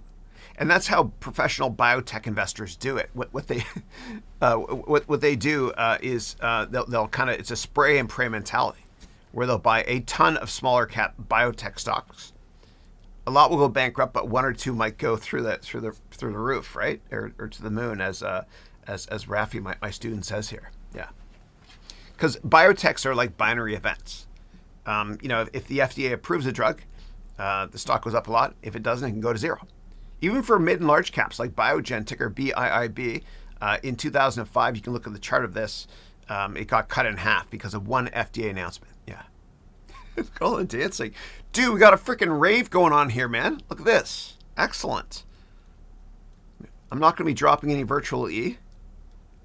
Yes, I have done E before. Don't do that, guys. Yeah. Okay. There's no filter here, ever. Okay. Next up, Loss wrote, happy birthday, Chris. I just enrolled in your class on Udemy. Thank you. I appreciate that. Let me mention E again, because I don't want anybody to do it. Obviously, it's terrible. I did it years ago at a place called The Government. It's the old RPM in Toronto, big club. And you get happy right away, obviously, right? It releases tons of serotonin in your brain, but you get depressed a couple days later, which it can be catastrophic. So never drop E, please. Yeah, don't do drugs. Stay in school. In my virtual school here. Yeah. All right. Eric wrote, I think this needs a chat function. I think somebody sent a chat here before. Earlier today, I saw it. I don't know how to do it. All I do know is that buttons 1 to 5 makes you dance and all that fun stuff. How do I do hearts? Where's the emoji button? Tell me about that. Yeah. All right. Let's see. Next up, I've got Amit wrote, hi, Chris. My goal is to establish my own 3 companies. Please advise on how to get investors. Yeah. So I would just do one company at a time because I think you'll investors will be worried about execution. In fact, when you start a company, just focus on one thing. If you focus on many different products or business models, whatever, at the same time, investors will get scared because it's really hard to execute and be right in business. Yeah. So I would just do one for now. In terms of how to raise money, if you want, sign up for my MBA program. Go to harounmba.com. And in the 3rd semester, you can do the on-demand version and start today and finish in a couple of months. I have a venture capital boot camp. And it's based on my experience working in venture capital, starting companies, investing in companies, being on boards of companies. And I teach you in a lot more detail how to raise money. Yeah. And if you want, what you can do is you can go to my website. I'll go there with you, harounmba.com. And then thanks again, David, for this wonderful picture. And then you can scroll down here to right here. And you can download this book, okay, called Networking to Get Customers, a Job, or Anything You Want. Okay, it's 200 pages plus a couple hours of YouTube videos as well. Yeah. Okay. Okay, next up, Eric wrote, and Eric, I saw you here in this VR room as well. Thanks for joining. So Eric wrote, I was thinking about buying a Bitcoin when it was trading at 170, but I didn't because I thought it was overpriced. Yeah, it's tricky. It's tricky valuing Bitcoin. I do it in my MBA program. I teach how to value all cryptocurrencies and all asset classes, all of them. Yeah. And Peyton and I are going to be doing this NFT course this year, right, Peyton? Yeah. All right. And MJE, Michael Jordan Elcock, I wrote, happy birthday again, Chris. Thank you, my brother. Appreciate it. Lots of love. Big hug to you and Rosemary, your wonderful wife. You wrote, Chris, Carib was prepared to send you a case of the original beer and a case of the new Carib, but I stopped them. Oh, thank you. No, I don't drink anymore, but I don't drink any less. Terrible dad humor. Sorry, but thank you. No, I appreciate it. Yeah. But I did drink Carib a lot. It's like Corona branding, but better. Yeah. Okay. And I remember years ago, I invested in a lot of companies in Latin America. And I went to a conference once in Acapulco. And I met with the CEO of Cemex and all these great companies. And Vicente Fox, the political leader at the time, was there. It was kind of fun. But I remember I met with the company that owns Corona. And I asked them, I said, why is it that people put lime in Coronas? And they said, oh, what happened was many years ago in Acapulco, there was a big mosquito outbreak. And people were drinking beer. And bugs were going into the beer. And so bugs don't like lime. And so that's why they put the lime in the Corona. It's kind of interesting, yeah. Okay. And then Abel wrote here, hi, Chris. I hope you and your family are doing well. Thank you. Likewise. Do you know any articles related to data science, big data, AI, and business analytics? Yeah. I know there's a lot of courses on this sort of thing. You can go to Udemy, for example, and do a search on business analytics. You can do that if you want to.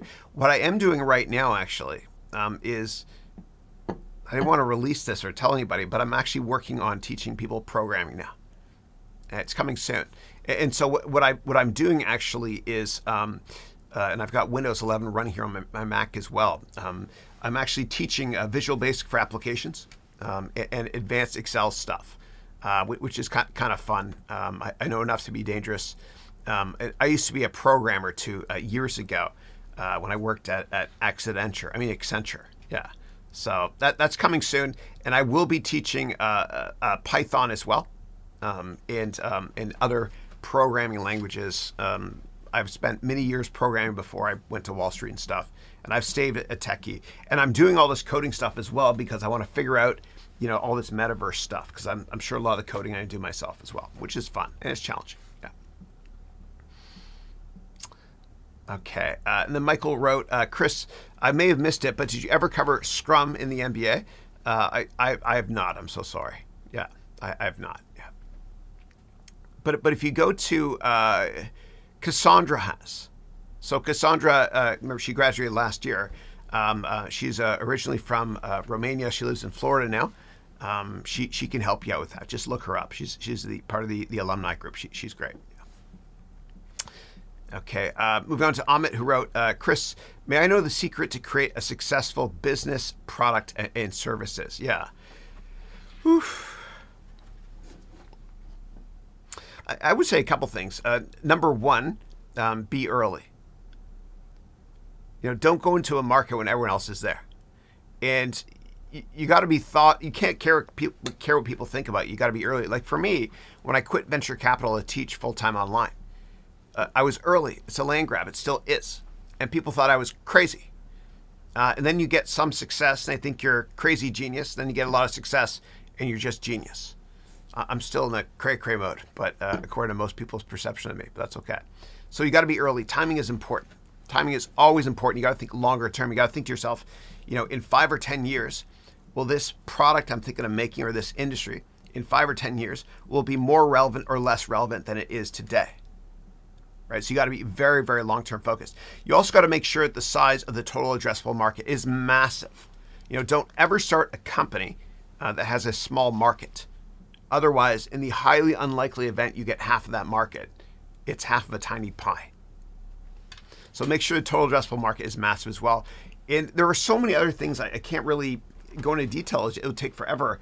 But in the 3rd semester of my MBA program, I have a venture capital boot camp where I teach how to write a business plan, how to present, and how to raise money as well from scratch based on my experience over the many years. Yeah.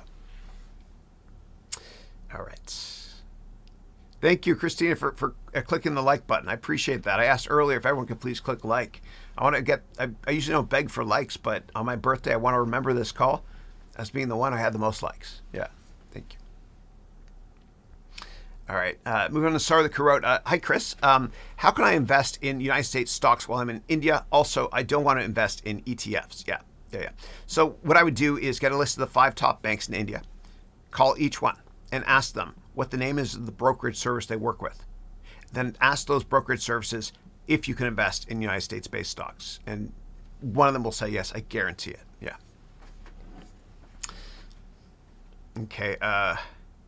Next up, Demian, how are you? From wonderful Venezuela. He lives right now in Barcelona with his wife and daughter. And Demian, thank you so much for that wonderfully crafted email you sent me yesterday. Thank you. God bless you. I love you, brother, your family. I'm looking forward to meeting you in person. Yeah. So Demian wrote, good morning, Chris and family. I hope you enjoyed your 50th birthday. Happy 50 years of blessing. Thank you. Thank you. I can't believe it, man.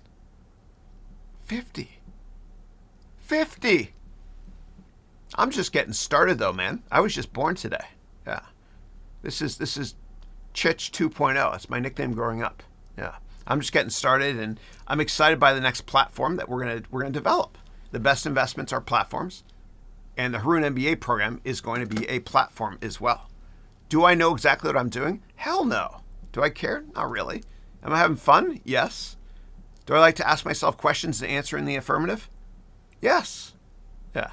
So I'm just having fun with this things. All right. All right. Next up, Darius wrote, what was the website to make investments with companies? Yeah. So earlier on, I mentioned a website called Crunchbase, which is what venture capital firms go to look for some ideas. It's hard to find them. What I used to do to source ideas is I'd go to a lot of incubation events, like 500 startups, and I advise companies there, and invested in companies there as well. Yeah. All right. Or what you can do is go to all the venture capital firms' websites. The top ones like sequoiacap.com, a16z.com, which is Andreessen's, and just look through their portfolio companies as well. And maybe get a job at one of them. That's how you can own part of the company, through equities. Yeah. All right. Demi wrote, happy to see all the fellow Haroun Education Venture HEV students here. La Familia, big hug. Absolutely. Big hug. Little dance from me. Jump up and down with no legs. I don't know why we have no legs in the future, guys, but it is what it is. Yeah. Okay, moving on to Sarthik. Sarthik wrote here, Chris, I'm feeling that I'm losing focus. I know what I want to do in life, but I still can't get my life together. Feels like the universe conspires against me. I don't have any beginner's luck. Yeah. It's hard, man. I lacked focus for most of my life. I remember when it might be a reflection of you not doing what you're most passionate about, but I remember when I was in the 6th grade and the 8th grade, they want to fail me in school and they thought I had a learning disability. I'm just smiling because of all the emojis there. And I remember the school I went to, the teachers, I'm not a big fan, but they sent me to this learning disability center called Chisholm on Lakeshore Road in Oakville, Ontario. It's still there, I think. And they did IQ tests on me and stuff, and I was fine. My confidence was hurt because those pricks did that. I think the role of a teacher should be to inspire you and build confidence in you, because with confidence you can do anything. But what happened was this. My dad, he's great. I love you, Dad. He bought a Mac for the house back in the late 80s. And that changed my life. Because it was fun using a computer. Fun using a computer in school. Just like this is fun using a computer here. I'm in my element here. This is not work, folks. This is fun. I'm having a blast. I always have a blast. Yeah. And so I found that the reason why I didn't really have focus was because I wasn't doing what I was enjoying doing in life. And so you got to ask yourself, if I gave you 30 days off today and you cannot travel, you can't go to work, you can't go to school, what are you going to do with your time?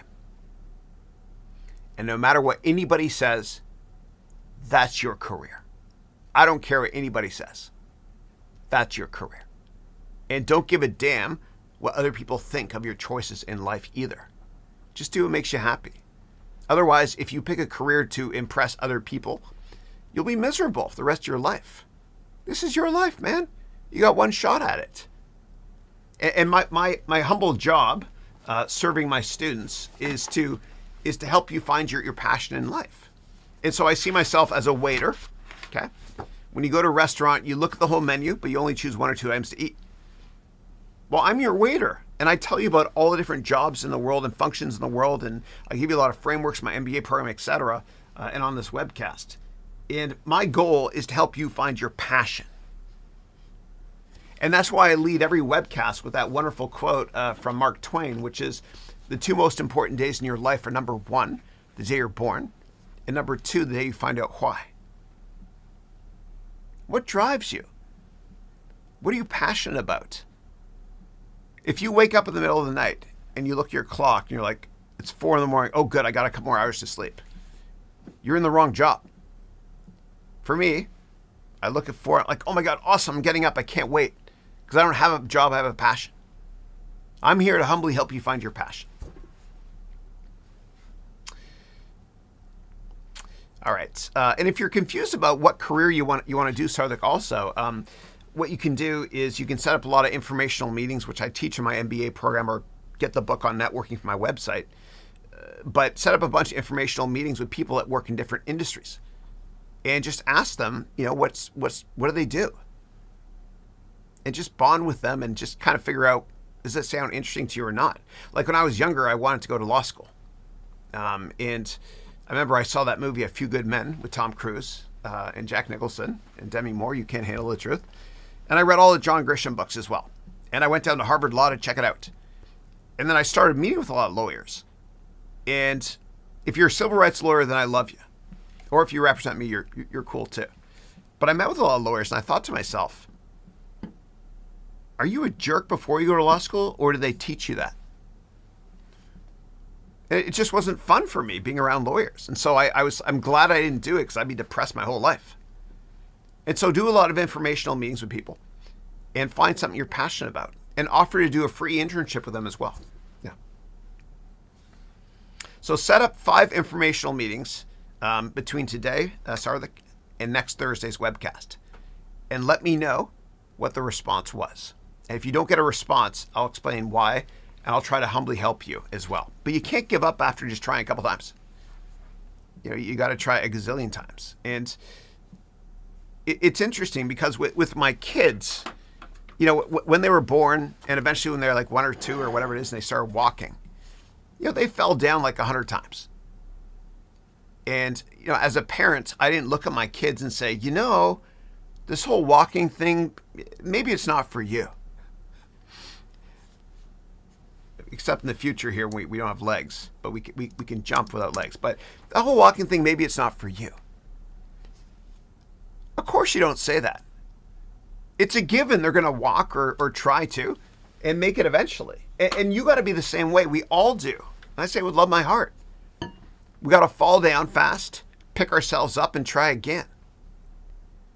Because you only have to be right in business one time. So keep searching. And you were the same way too, and I was when I was younger. We fell down more than 100 times trying to walk. But we persisted.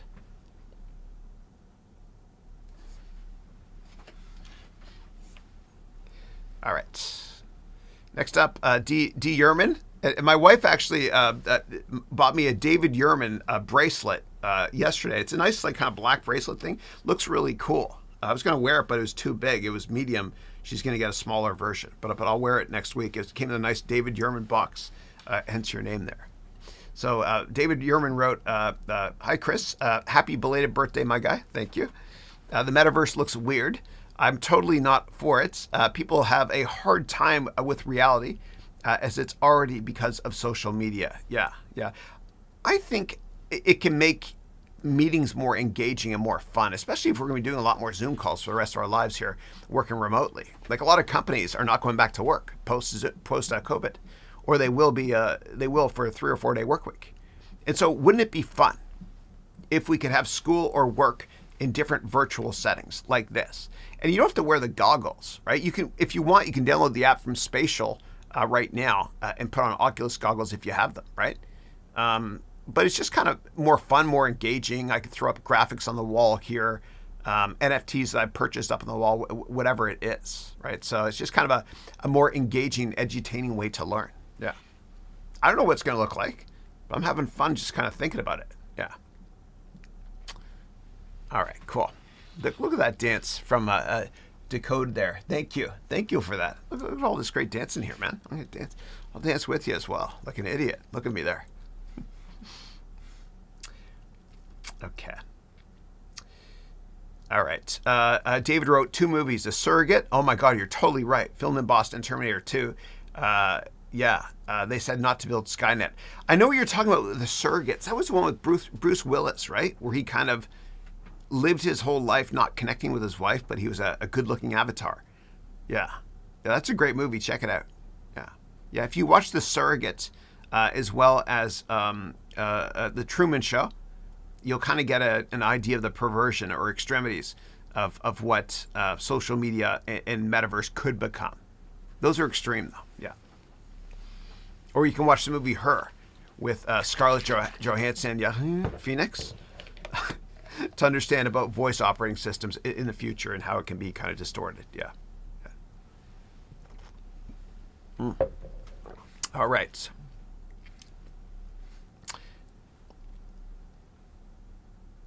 And Eric wrote a George Soros question mark. Yeah, let me know what you mean by that. Yeah. And my mentor, the guy that hired me in the hedge fund industry, Carson Levitt at Citadel and Pequot, he worked for Soros back in the 90s. If you want, go to my website, harounventures.com, and just do a search on George Soros. There's plenty of videos I've made on that, including how he made $1 billion in one day shorting the British pound and the Thai baht. Yeah. All right. And then Mr. Yerman wrote, "You're the big fitty. Don't worry because it's a new 40. Yeah, dude, I still feel like a kid. Like last night, I stayed up really late playing on my Alienware laptop, Age of Empires 4. I got an hour less sleep than I should have because I was hooked on that game. But I don't care. It's just who I am. I loved Age of Empires 1 when it came out in 1996 or 97 or so by Ensemble Studios. And now I love Age of Empires 4. Yeah. You age, but you don't change. Yeah. All right, next up, Darius said, are all your courses on Udemy? Yeah, so my MBA degree program is not. Yeah. Renveer wrote, Chris, I recorded myself in your Metaverse classroom. Can I share it on my Instagram story? Oh, for sure, man. Yeah, absolutely. You guys can share anything. Like any of the templates I give you guys in my MBA program, like you can use that royalty free, please. Just go to the files properties and change it to your name from mine. But no, I'm here to, humbly help if I can. Yeah. All right. Next up, Chiku wrote, greetings from Malawi, Southern Africa. Chris, how are you? I've never had somebody from Malawi on the call, although I have students in every country in the world. I've never had it on this weekly call here. Welcome. It's great to see you. Great to see you. You wrote, first time joining live, glad to be here, and happy birthday, Chief. Thank you, brother. I appreciate it. Thank you. And God bless you, and welcome to the call, Chiku. I'll remember that name. Very cool. Thank you. Okay, moving on to the Starlick wrote, how much did you buy the Metaverse classroom, if you don't mind? Nothing. I didn't spend any money on this. This is, you get all this stuff for free. It's a land grab, so everyone's giving away the tools for free. Yeah. And there's a premium version as well of this. I looked into paying for the premium version of this, but there's really no point right now. I will have some sort of premium product as well. The Metaverse for us in class is going to look a hell of a lot better than this as well. This is just kind of a fun early demo. And while I take the next question, I'm going to go and teleport into my room, my home, my house. All right. Give me 1 second, guys. All right, hold on a second.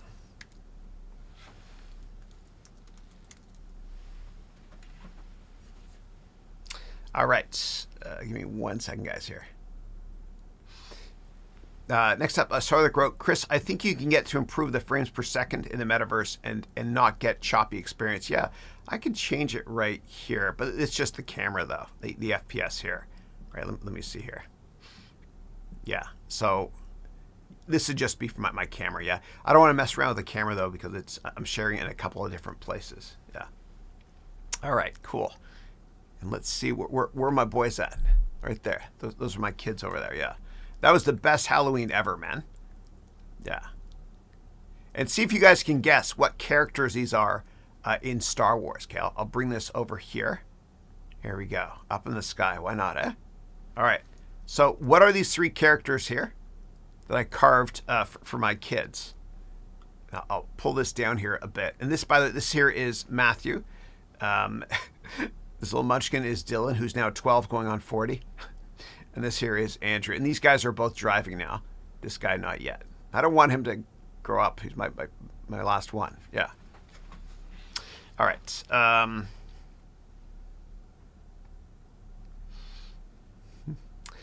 Okay. Michelle wrote, what do you think about investing in fine art as an asset class against inflation? How do you see investing in real versus digital NFT art? Masterworks claims art outperforms stock and real estate. Yeah. So it almost doesn't matter what asset class it is that we invest in. It all comes down to one thing, which is supply. And my grandfather used to tell me, he used to say, God bless you, Gramps, I miss you. He would say, Chrissy, buy land. They're not making it anymore. Well, I guess they are now with virtual land. That's another story. But always look at the outstanding supply. Always. Right? And that's why commodities tend to be good investments, because there's a dearth or a scarcity out there.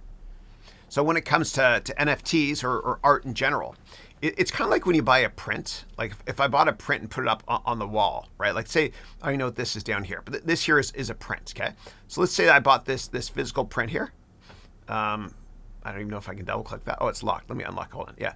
But this here is a physical print, okay? And right in the corner of prints, right? Pretend this is real that I'm holding in my hand.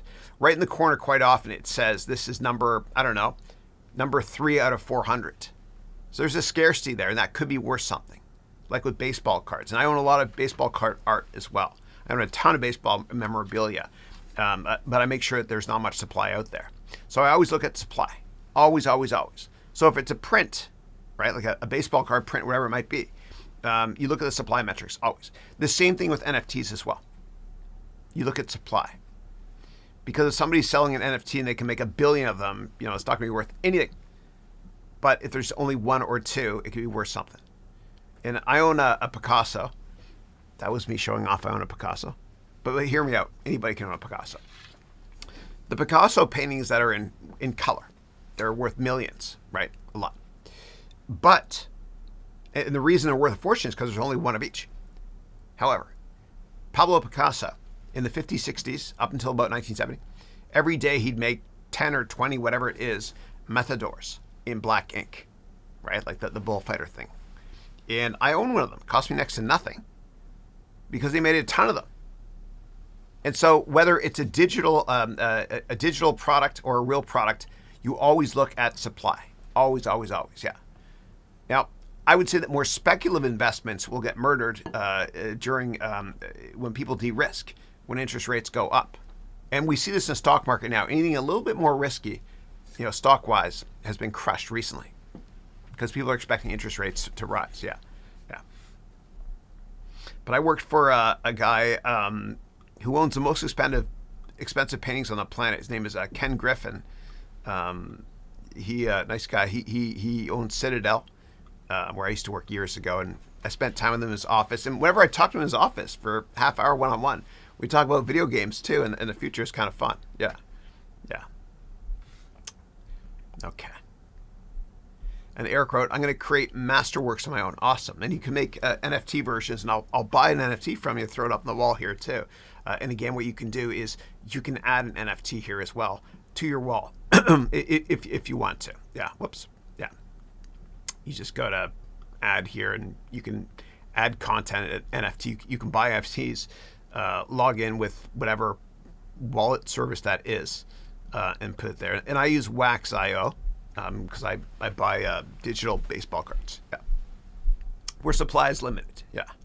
All right. Maybe I can take you guys outside here. Let's get a change of view, change of perspective. If it works. Let me go here. I don't know if I can. All right. Whatever. Okay.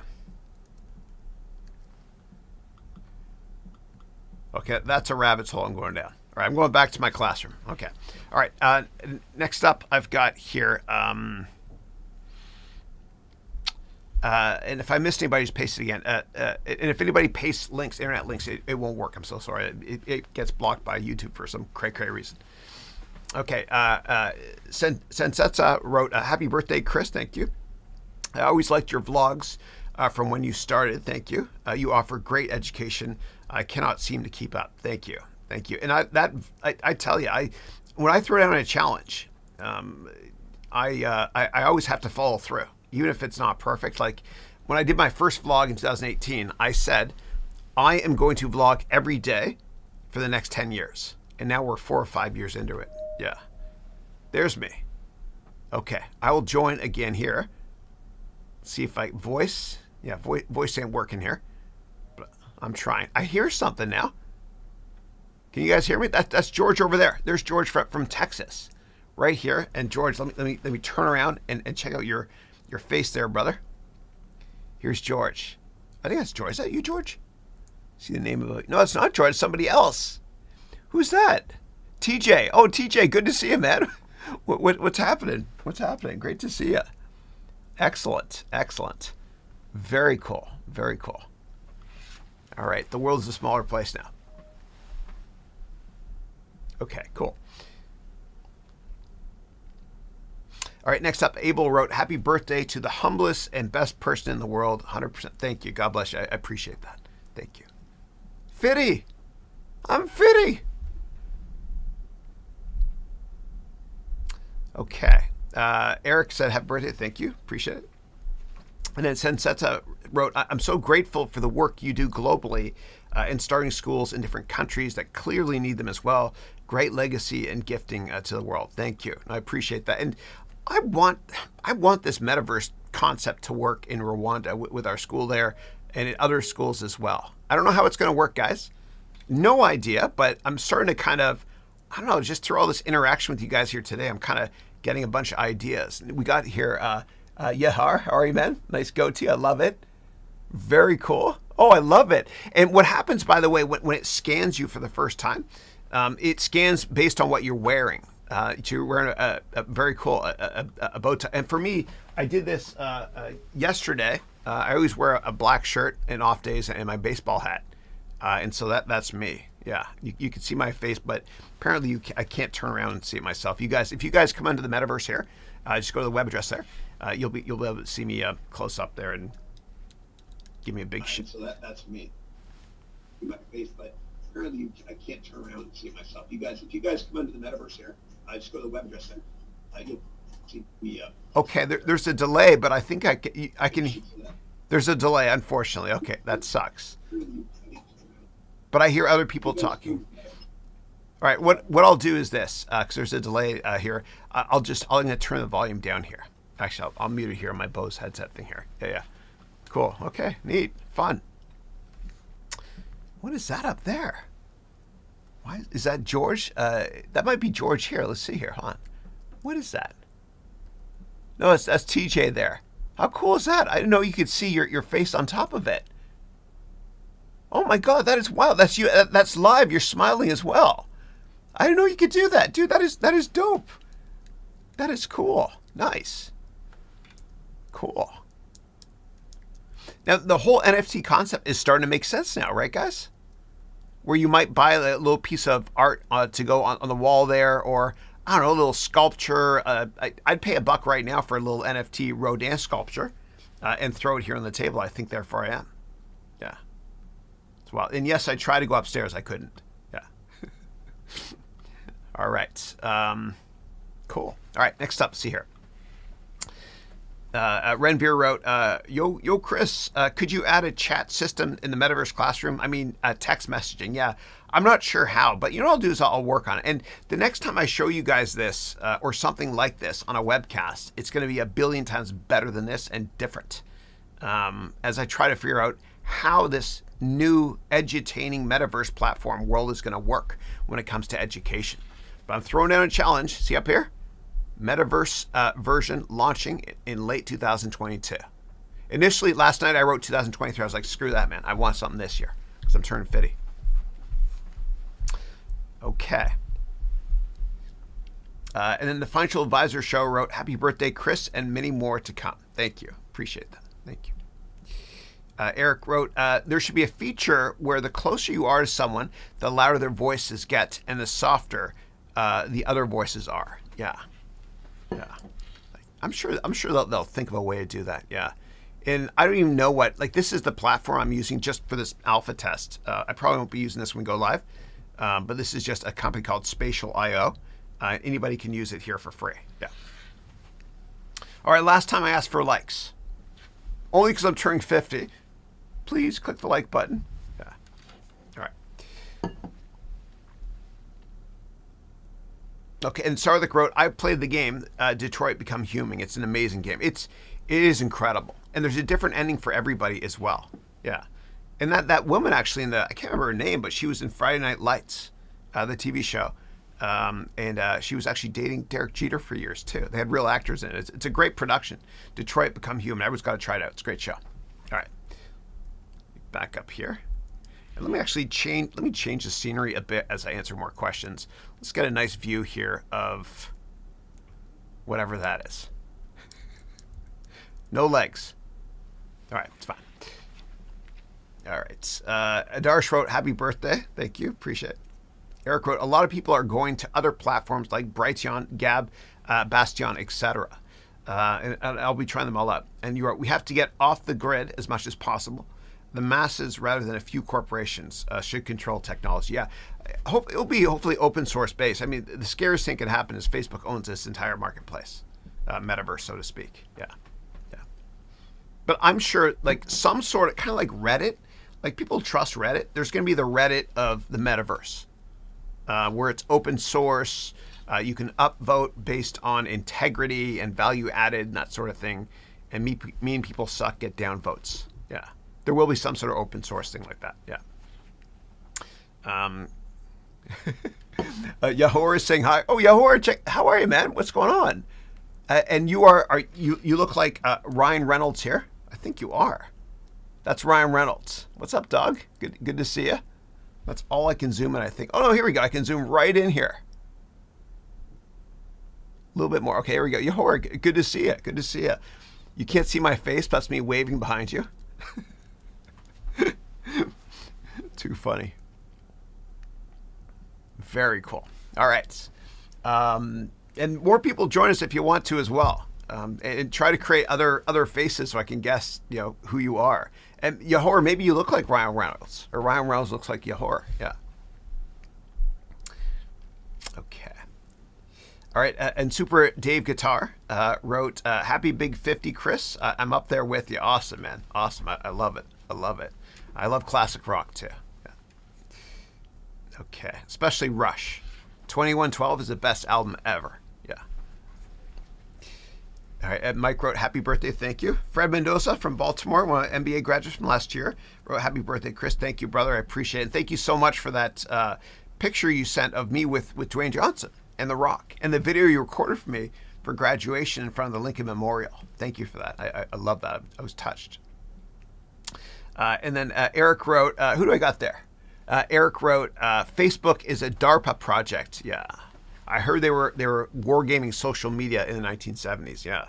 Yeah. DARPA is that U.S. government agency that kind of invented the internet back in the late 60s. Yeah. Yeah. And then Fred wrote, which antivirus do you use? Yeah. So I don't, because Mac operating system is pretty damn secure. And I used to have Symantec on here and McAfee. And I did it because I hated, viruses and pop-ups and stuff. And I found that McAfee and Symantec, all the pop-ups that were driving me crazy. So I got rid of it. On Windows, I do use McAfee though. Yeah. But on a Mac, because you can't really, I don't download anything and I don't open any DMG files here, unlike executables on Windows. Mac is much more secure because it's based on the Next operating system, which is a company Steve Jobs founded after he got fired by Apple. And then he came back as CEO and he bought Next, which is the coolest name for a company, Next. All right. Very cool. Can I get a whoop whoop? Okay. Sunder wrote, happy birthday, sir. Chris, please keep up the good work. Thank you. Appreciate it. Thank you. Yeah. Yeah. And Eric said, do a handstand. I don't know how to do it, man. There we go. Yeah, thank you. That's Ryan Reynolds. That's what he's Canadian too represents. My birthday. It's great to have a fellow Canuck here on the call. Ryan Reynolds. Very cool. Okay. Sensetta said, great goals, always aim high. Yeah, always, always, always. And one of the more depressing things is sometimes when you achieve a goal and you're like, okay, what's next? And so that's why you always have to push the goalpost out and set new goals. Always, always, always. Yeah. All right, I'm going to go back here into this room. And over here we have the Corey Berg. And that was at the graduation ceremony. Yeah. Very cool. And follow Corey, guys, on LinkedIn. Corey Berg, B-E-R-G. He posts a lot of prophetic stuff. He's a wonderful human being. Good guy. Good guy. Okay. And then Eric wrote, does AI record the scan and then recognize you when you go places? Yeah. So within here, it just scans your face. So that the avatar, it works in different rooms. But in general, I know what you're talking about. So it's unfortunate, but in China, for example, the Chinese government already has facial detection software that can recognize a couple 100 million people in China. Yeah, yeah. And we all use it as well for whenever we log into these things. When it does the password based on your face and stuff. So yeah, and I think we've already witnessed the death of privacy with just because the internet, it is what it is. Yeah. Okay. And then Eric wrote, Dr. Joel Wallach said hair loss is a result of severe nutrient deficiency. I didn't know that. Yeah. Yeah. I've been taking, so if you guys look at what your grandparents, illnesses they have, whatever, you'll know what you're going to get. And so, not illnesses, but there's been baldness in certain parts of my family over the years. And so what I did was, in my 30s, I started taking finasteride, which is, it's basically, it's just like Propecia, but it's but it's cheaper. So I take 1 or 2 milligrams a day, and I have since my 30s. Yeah. So I have my hair, but if I have my hair, be cool too, because Michael Jordan looks great. All right, there's Rose sitting in class. We got a little party going on here, guys. What's happening here? I love it. I love it. Okay, cool. This reminds me of The Sims, man. Remember The Sims, that game? Kind of, it's like that. Okay. Except these aren't simulations. These are real people. Okay. Eric wrote, "You fail if you don't try." Amen to that. You're right. You're right. You're right. And I respect people that try and fail. I respect them because they tried. And it's only a matter of time until they're very successful, because you only have to be successful in business one time. Okay. Next up, Eileen wrote, "Woohoo, Chris. Best news ever." You wrote, "I know Father Michael and Father Peter is happy that you're reading again." Thank you. Thank you. Yeah. And thank you for getting me to go back to my church as well. I would do the first and second reading every couple of weeks or so. I'm doing it this Saturday at 5 p.m. And I've actually had students on this weekly that have been at my church, and they're like, "Oh my God, I saw you." Yeah. If you ever want to conquer public speaking, do it in a nice environment like a religious institution. Okay. Oh, here we go. So Darsh said, C for clap and hearts, Y for yes. C. Okay, that's me clapping. And Y for yes. Okay, I gotcha. Okay, there we go. There we go. Excellent. Look at all the love we have in this room right here, guys. Look at all the love. Yeah. And what I'll do is, when I figure out how to get rid of the echo and delay here, then I'll start taking questions this way as well. It'll be fun, like a Zoom setting. And then you could share your screen even, and all that stuff as well when you ask questions, right? So this is kind of a screen within a screen, but if I were to switch over to another browser window, you can see all that stuff there. Yeah. Fun. Okay. All right, what do we got next? So Angelos wrote, "Happy birthday, Chris. All the best to you and your family." Thank you. I appreciate it. Thank you very much. I'm getting hungry now.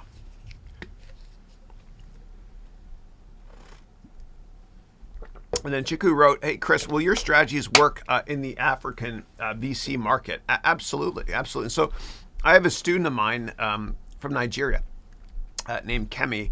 And she actually is one of the thought leaders now when it comes to venture capital in Africa. And so Y Combinator, which is the #1 incubation firm on the planet, where Sequoia and a lot of places get their great deals from, they actually had her do a presentation. So Kemi Tade is her name.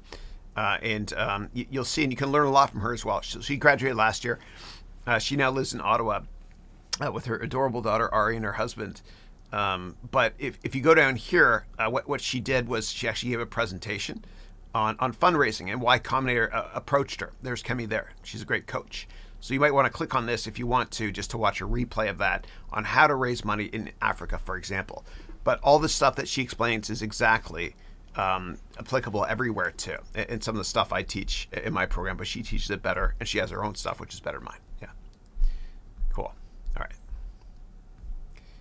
Where am I at here? Where am I at? Hold on a second. I got to find. Here we go. Here. All right. Cool. Cool. Lots of love. Lots of love. C for clap. H for heart, right? All right. Cool. And let me just get rid of this thing here. Hold on. Here, delete. Yes, delete. Done. All right. Cool. All right. See. Next up, I've got. Darsh wrote, "I'm your student in my option class. The Excel doesn't work on numbers. Excel is paid." Yeah. So it clearly states, Adarsh, that when you register for the course, Excel is required. So yeah, you can't. Yeah, yeah.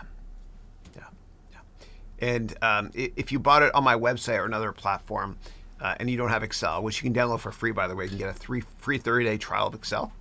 But you can always ask for your money back. Yeah. Okay. Next up, Eric wrote, listen to Dr. Kerry Medej and Mike Adams, otherwise known as the Health Ranger. Learn about the graphene oxide in the gene therapy shot. Look at the transhumanist patients owned by Microsoft and drug companies. What do you mean? What do you mean by that? Transhuman patients owned by Microsoft. I'm curious to learn more, please. And then you wrote, the gene therapy shot is turning you into something other than made in the image of God. Oh, okay, I see what you're saying. But Microsoft, I'm curious about that. Yeah, I know for religious reasons, a lot of people want to get the vaccine for, yeah. And then you wrote, Catherine Austin Fitz says our world is being turned into a digital concentration. Yeah, I don't know if I agree. Yeah, I see technology as more of an enabler for commerce and communication. Like I wouldn't be able to, like my job didn't exist 5 years ago, and my kids' jobs haven't been invented yet. And so, we're able to reach more people at a lower pricing point as well. So we can make education, accessible to all, which is what I believe. Yeah.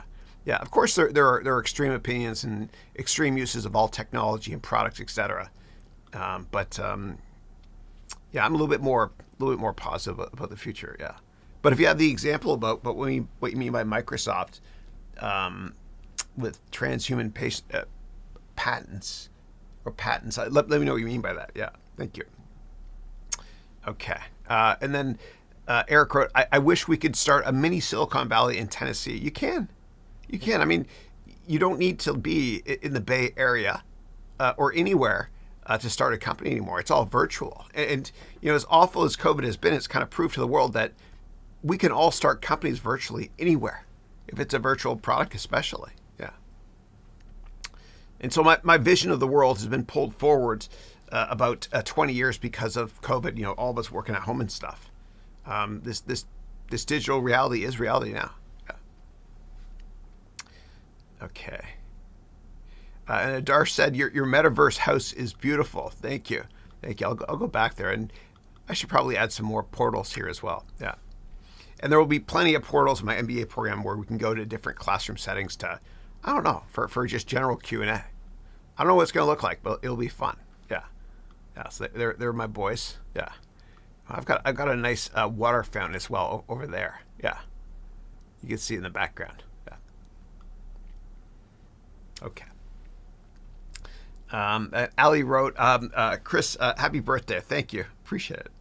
Then we got David Yerman, who wrote, Chris, where can I go to find and talk to other beginner traders and entrepreneurs like myself?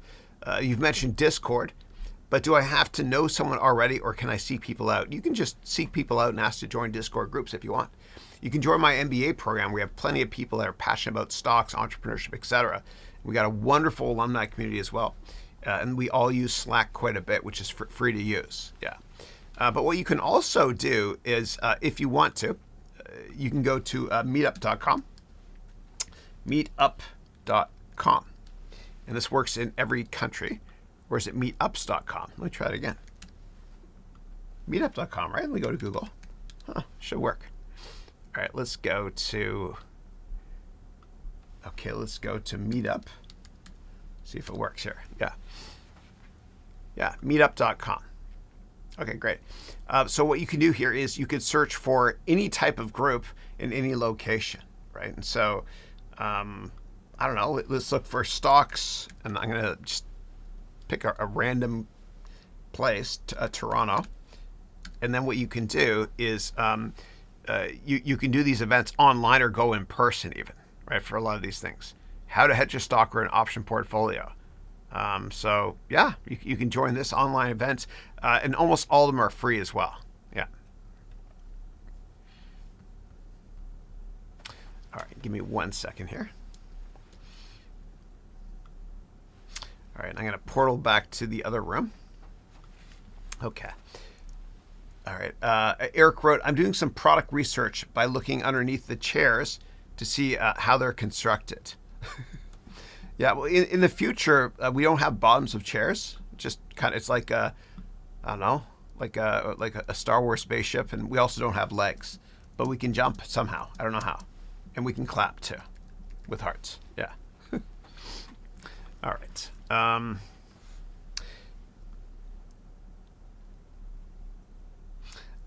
Ali wrote, we love you. You're a great prof. Thank you.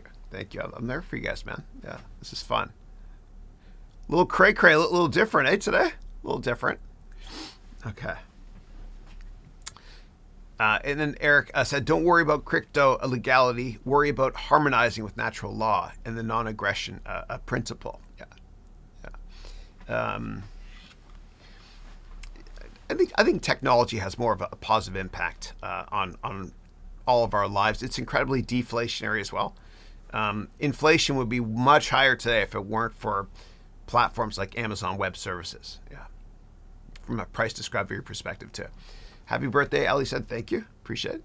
Sarthik wrote, thank you, Chris. You without being near me have helped me a lot in life. I come here every week and get motivated and energy like nothing else I've ever received. Happy birthday, Chris. Stay blessed. Thank you. Thank you. God bless you. Thank you for that. You made my day. Thank you. I have a purpose.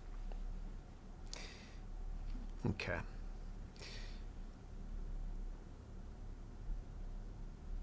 Yeah, and Manas, on that comment you just mentioned there, it's funny because I sent it to my team yesterday to fix that image. Yeah. Let me ask him. Hold on a second. Yeah, I sent the image to them and asked them to change it. Yeah. Did you guys fix this? Yeah. Thanks. Yeah. Okay, cool. Manas wrote, how is Christina doing today, the captain of the HEV alumni group? Which water level? Okay. Oh, you're talking to Christina. Yeah, she's great. She was here earlier in the call. Yeah, she's awesome. Okay, Jason, who's in my MBA program, wrote, happy birthday, young man. Thank you. My gift to you is listen to the song by Gramps Morgan, People Like You. This was written for you, my brother. Thank you. I'll take a little screen print of that right now so I can actually listen to that later. Yeah. Thank you.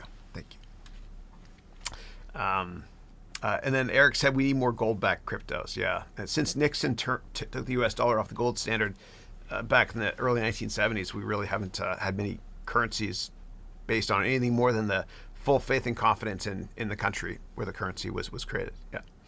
Zoralina wrote, happy 24th birthday, Chris, from Canada. My people. Excellent. Thank you. That's right. We're all 26 years younger than we think because we're all living 26 years longer today than we did in the 1950s. Yeah. Okay. Kiyosaki says, why would you invest in stocks when currency can be printed? Yeah. Yeah, but the problem with currency, though, is from a fiat currency perspective, governments can dilute our net worth by printing too much of it. So the amount of currency out there, U.S. dollars out there, is up 30 or 40% in the past 2 years. And so we've all been diluted our net worth because of that. Yeah, that's why I always love to look at supply, and I always think that cash is trash.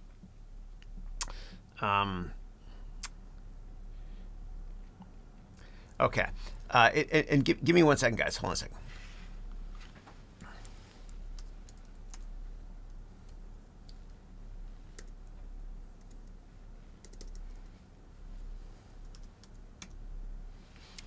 All right. Next up, Ali wrote, I think the metaverse is a beautiful thing. Technology is a one-way street. When we advance in technology, there's no going back. I would rather embrace the metaverse too, rather than fear it. Yeah, I agree with you. I think it's gonna. Oh, there's David. Hey, David, how are you, man? David's joining. Good to see you. I think it's a good. That's so cool, man. I can see David's video on top too. I'll get the video audio to work next time as well without a delay. Yeah, That is wild. Very cool. Hey, man, how are you? Good to see you. Good to see you. Let me give you a heart here and a clap. Here's the heart. Yeah, very cool. Good to see you, dude. I love it. Yeah. No, I'm definitely a proponent of technology. I mean, we're building schools in Africa.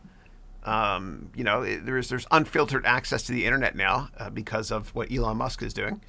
I think it's a wonderful thing.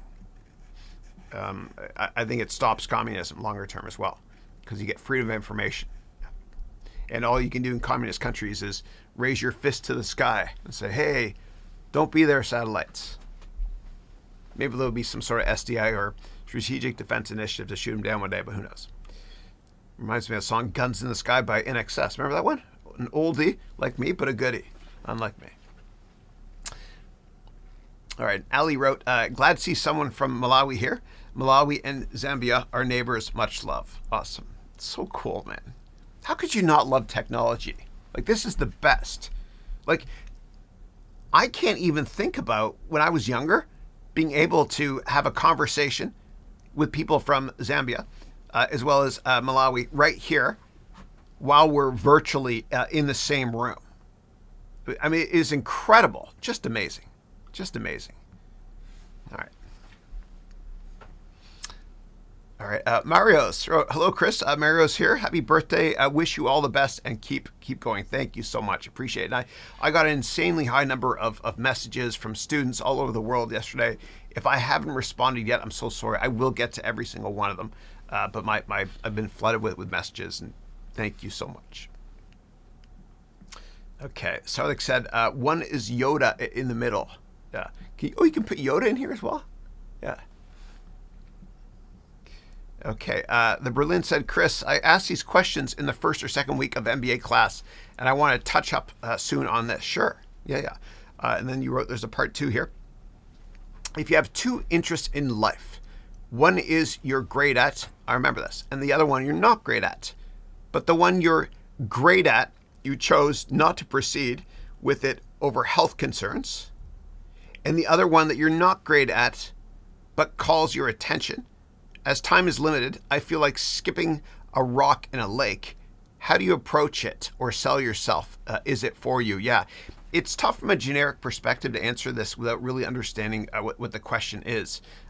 When you mention health concerns, it's like saying I want to play football. I'm in my 20s, my prime, my 30s.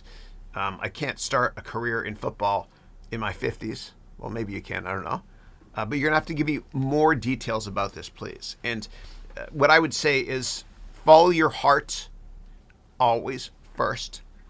Because if this is into it, this will work.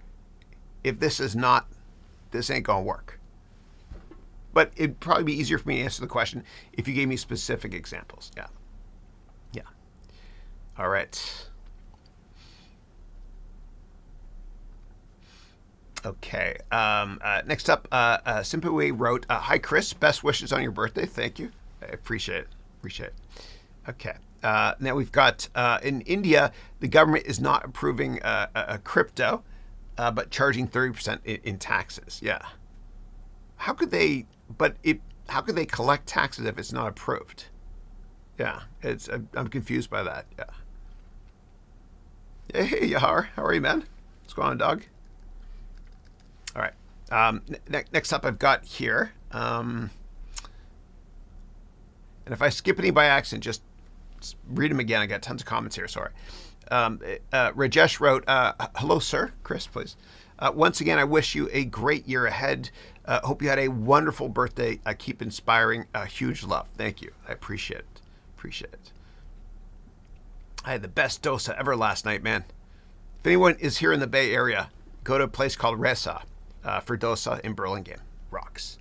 Don't look at the menu. Just say, I want the Bollywood dosa. Trust me, it's amazing. Yeah.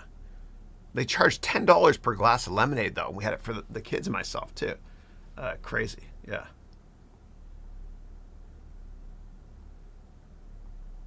Yeah. And then, Manas, regarding that comment you had in that image, my team just fixed it on all social media platforms. Thank you. Yeah. And I asked them to do that last night, too. Yeah. And going forward, we're going to do the same height for all guests. Yeah. Thank you. Okay. It's funny you saw the same thing. Okay. Next up, Sanjay wrote, happy birthday, Chris. What advice would you give for a fresher from university who wants to get into mergers and acquisitions as an associate in investment banking? Also, any suggestions such as the best books up to learn about M&A? Yeah. So it all comes down to networking. It's what you learn in school is important, but relationships are more important than product knowledge. And if you see a job opening out there and you apply for a job, your chances of getting that job are literally 1 in 250. Statistically, it's true. So who gets the job? Well, a lot of times it's the person that knows someone at that company. Well, these are the rules. If you have to know someone at the company, then network like crazy to meet people at the company. And I teach you about this in a heck of a lot more detail and advanced interviewing strategies and much more in my MBA degree program, which you can check out at harounmba.com. Or what you can do, if you want to, is you can download a book on networking, which will help you out. Thank you again, David, for this wonderful birthday card. A networking book, which will help you out a lot in terms of, how to meet people at a company and network and all that stuff. But I recommend taking my MBA program. I promise you it'll help you a lot. You can go here to buy courses in MBA and check it out. There's also a 30-day 100% money back guarantee. Or you can check out my bundle down here, 9 course bundles for $49. And I have a subscription service and much more. But you can always just click here on buy courses in MBA to check it out. Yeah. Okay. Now, in terms of books to learn about investment banking, and M&A, there really isn't anything great out there. It's so damn theoretical. Like the way the real world works is not based on what you learn in textbooks. But if you're going to look at a textbook, then I would probably read anything that Damodaran creates. And Damodaran is a finance professor. Dude, that's me! That is me! Oh my God! That is is that me? It looks like me from my website. It is, because you're wearing you got that picture from my website. Look at that. Don't move. Stay there. I want to go see if it's the same picture. I think it is. But yeah, get any books you see from Damodaran. Let me go to About Chris. I think you got it down here. Yes, you got it from this picture here. That was in Prague in the Czech Republic. Oh, that is too funny. All right, hold on. Don't move, because I want to point at this, and this is going to be my photo for the week. What time is it now? 10:34. I remember that. So, yeah. Yeah. Perfect. All right, do it again. Do it again. Wave again.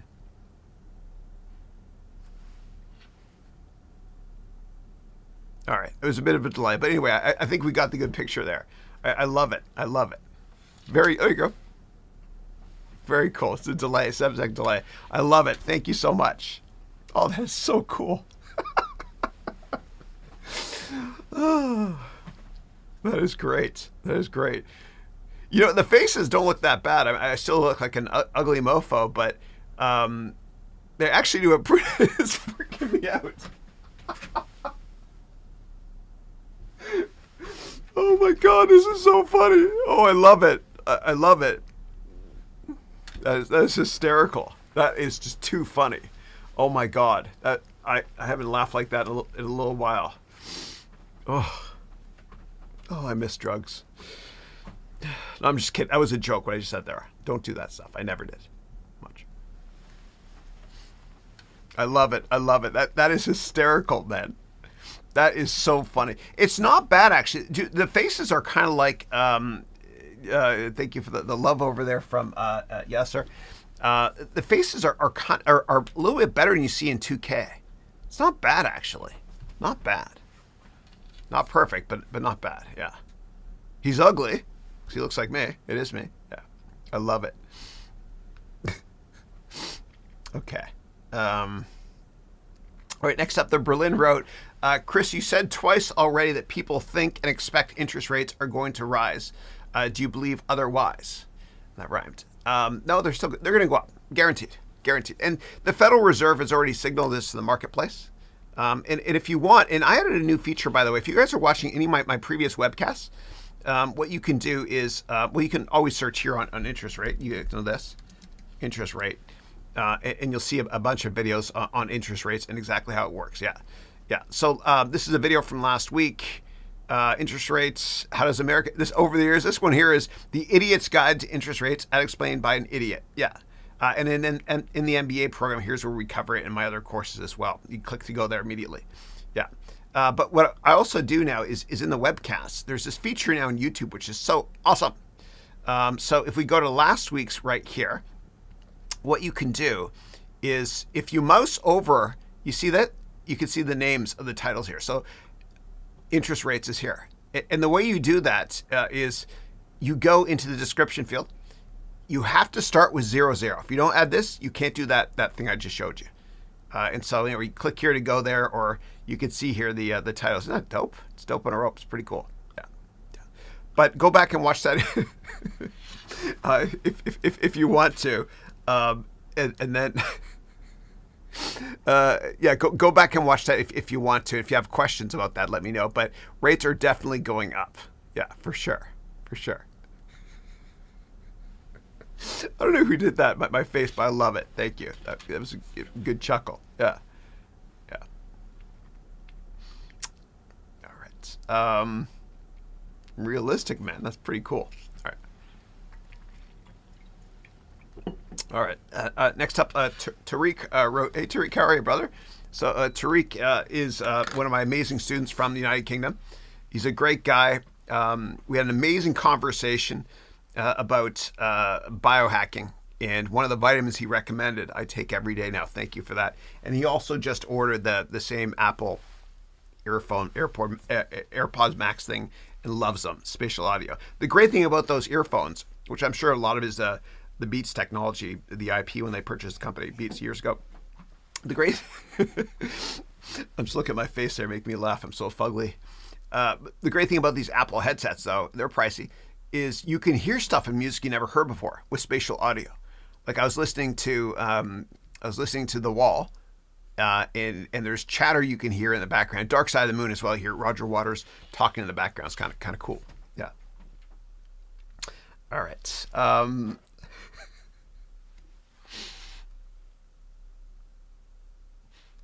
Julie, how are you? Julie is was in my first year MBA program. She's awesome. We worked at Goldman Sachs at the same time back in.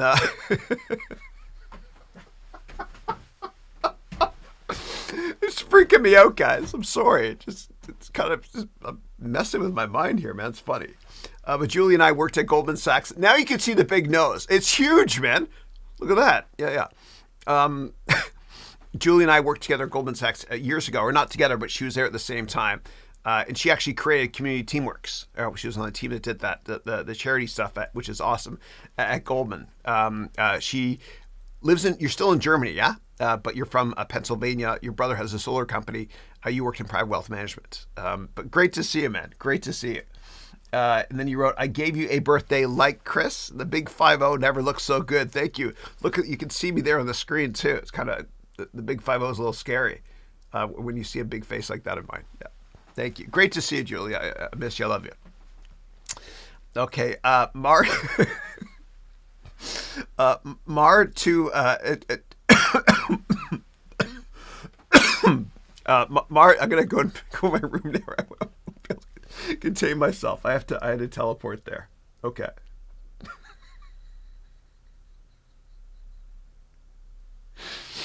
Okay. All right. Here's the birthday card David made. Thanks again, David. All right. Mar wrote, "Hi, Chris. I reached out on LinkedIn to offer a partnership and opportunity with a blockchain company to do educational courses on decentralized finance. What would be the best way to share more details?" Yeah.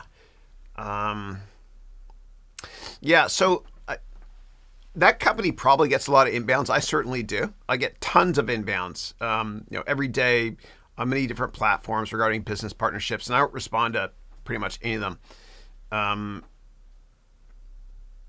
What you can do, though, is find a way to connect with them so you have something in common, and don't tell them why you want to meet.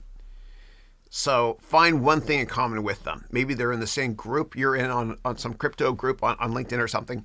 Maybe they went to the same high school as you. They're from the same hometown. And just say, keep it short and sweet, along the lines of something like this. Joanne, hope all is well. I am also from the same hometown as you, and I also work in the cryptocurrency market. Please let me know if you have time for a quick Zoom call. Thanks a lot, Chris. Something like that. Yeah. And I see my doppelganger, whatever it is, that word is right there as well.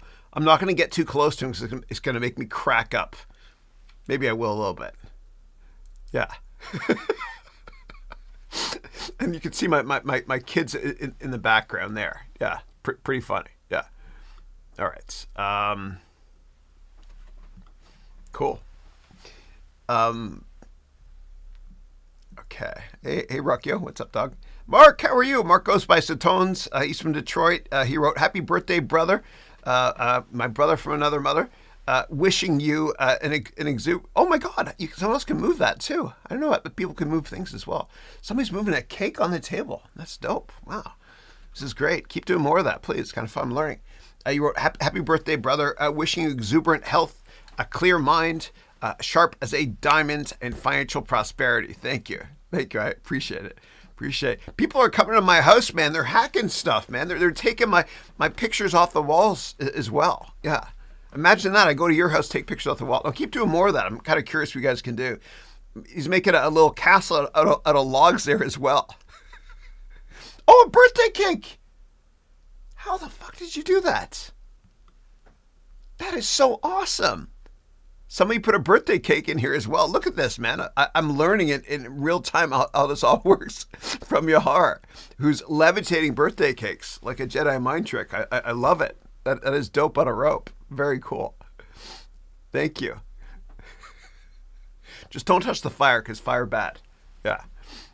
Oh, that's wild. That is so funny, man. Hysterical. Thank you. Okay.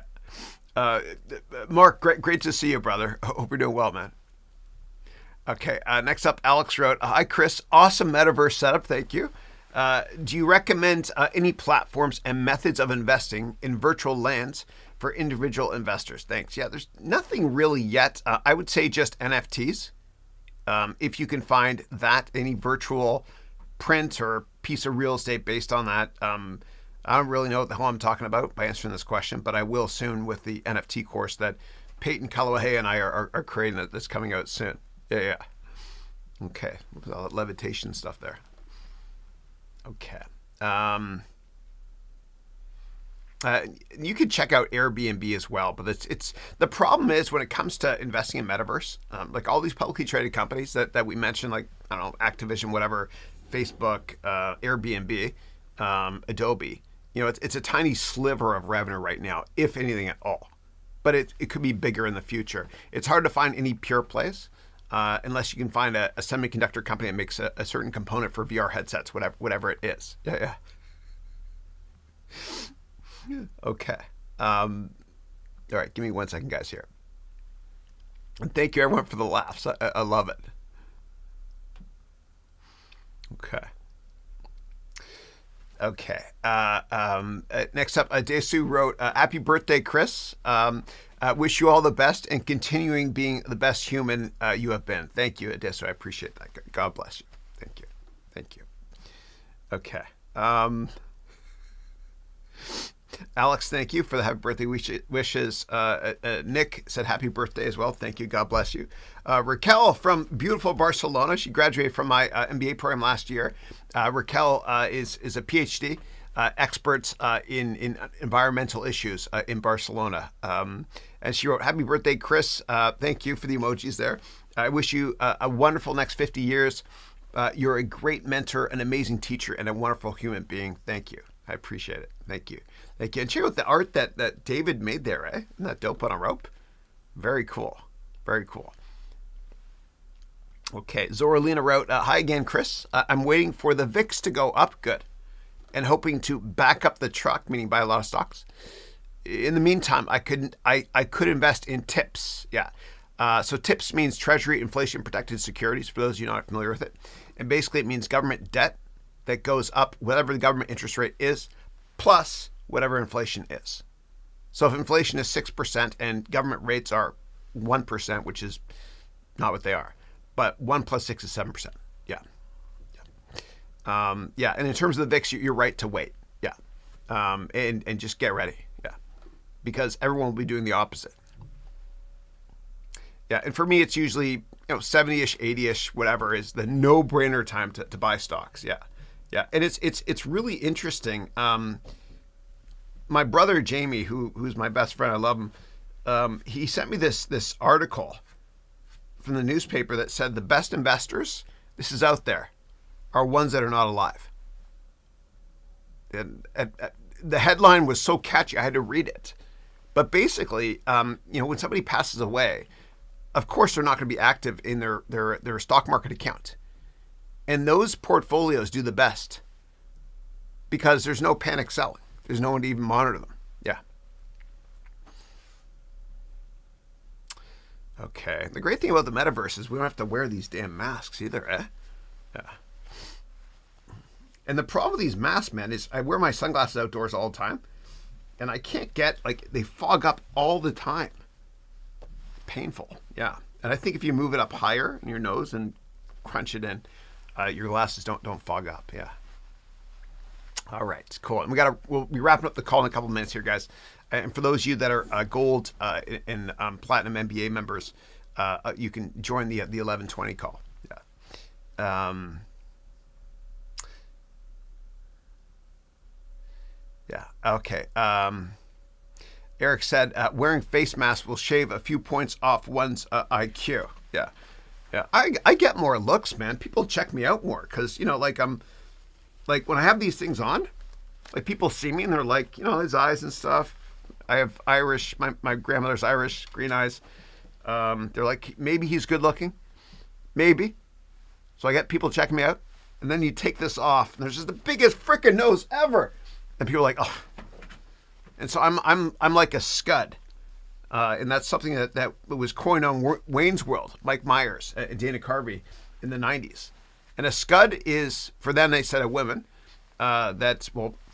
people like me, a guy, whatever, that might be attractive, but a scud missile, as it gets closer, it's like, oh, no, forget it. Yeah. So I'm a scud when I take my mask off. Yeah. Okay. As Sting wrote in his song, An Englishman in New York, it takes a man to suffer ignorance and smile. Be yourself no matter what they say. And you got to laugh at yourself, man. Life's too short. Yeah. Yeah. Yeah. And somebody is vandalizing my house. Keep doing that. Actually, it's fun because it gives me ideas about interaction and objects within classes when I'm teaching as well. And whenever I teach, as many of you know, I love using props, like when I teach about Monte Carlo simulation. And now you got me thinking about virtual props and students moving them around during class. Huh.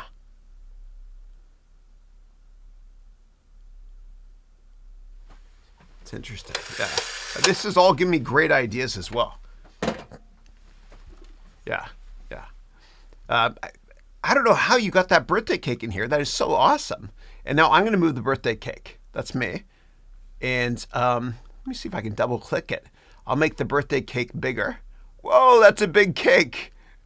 That is awesome. I don't know how you guys did this, but I'm learning, man. This is a great learning experience. I'm going to put the cake up in the sky. We can do that, right? Cake in sky. Right up high. Yeah, or down a little bit lower there. That's kind of cool, man. Nice, nice. I wanted to get a view here of the water fountain before I wrap up this call. Hold on. That's dope on a rope. I love it. I love it. I do that for the YouTube image. Okay. Holy 59 likes. Thanks, guys. Appreciate it. Okay. Shabazz says, happy birthday. Thank you. I appreciate it. Yeah. And then next up, the Berlin wrote, Chris, thank you for sure. I'll give you more details when we touch up soon. Okay, cool. And in terms of your question, and I know that I want you to provide more details. If you want, you can do it during one of our one-on-one meetings or in the MBA Office Hours class, if it's something personal too, especially. Yeah. Yeah. And whenever I have one-on-ones, everything is always confidential.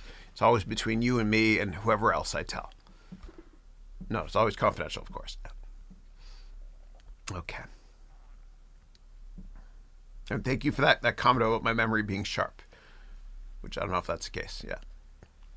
But I do take Bacopa pills every day.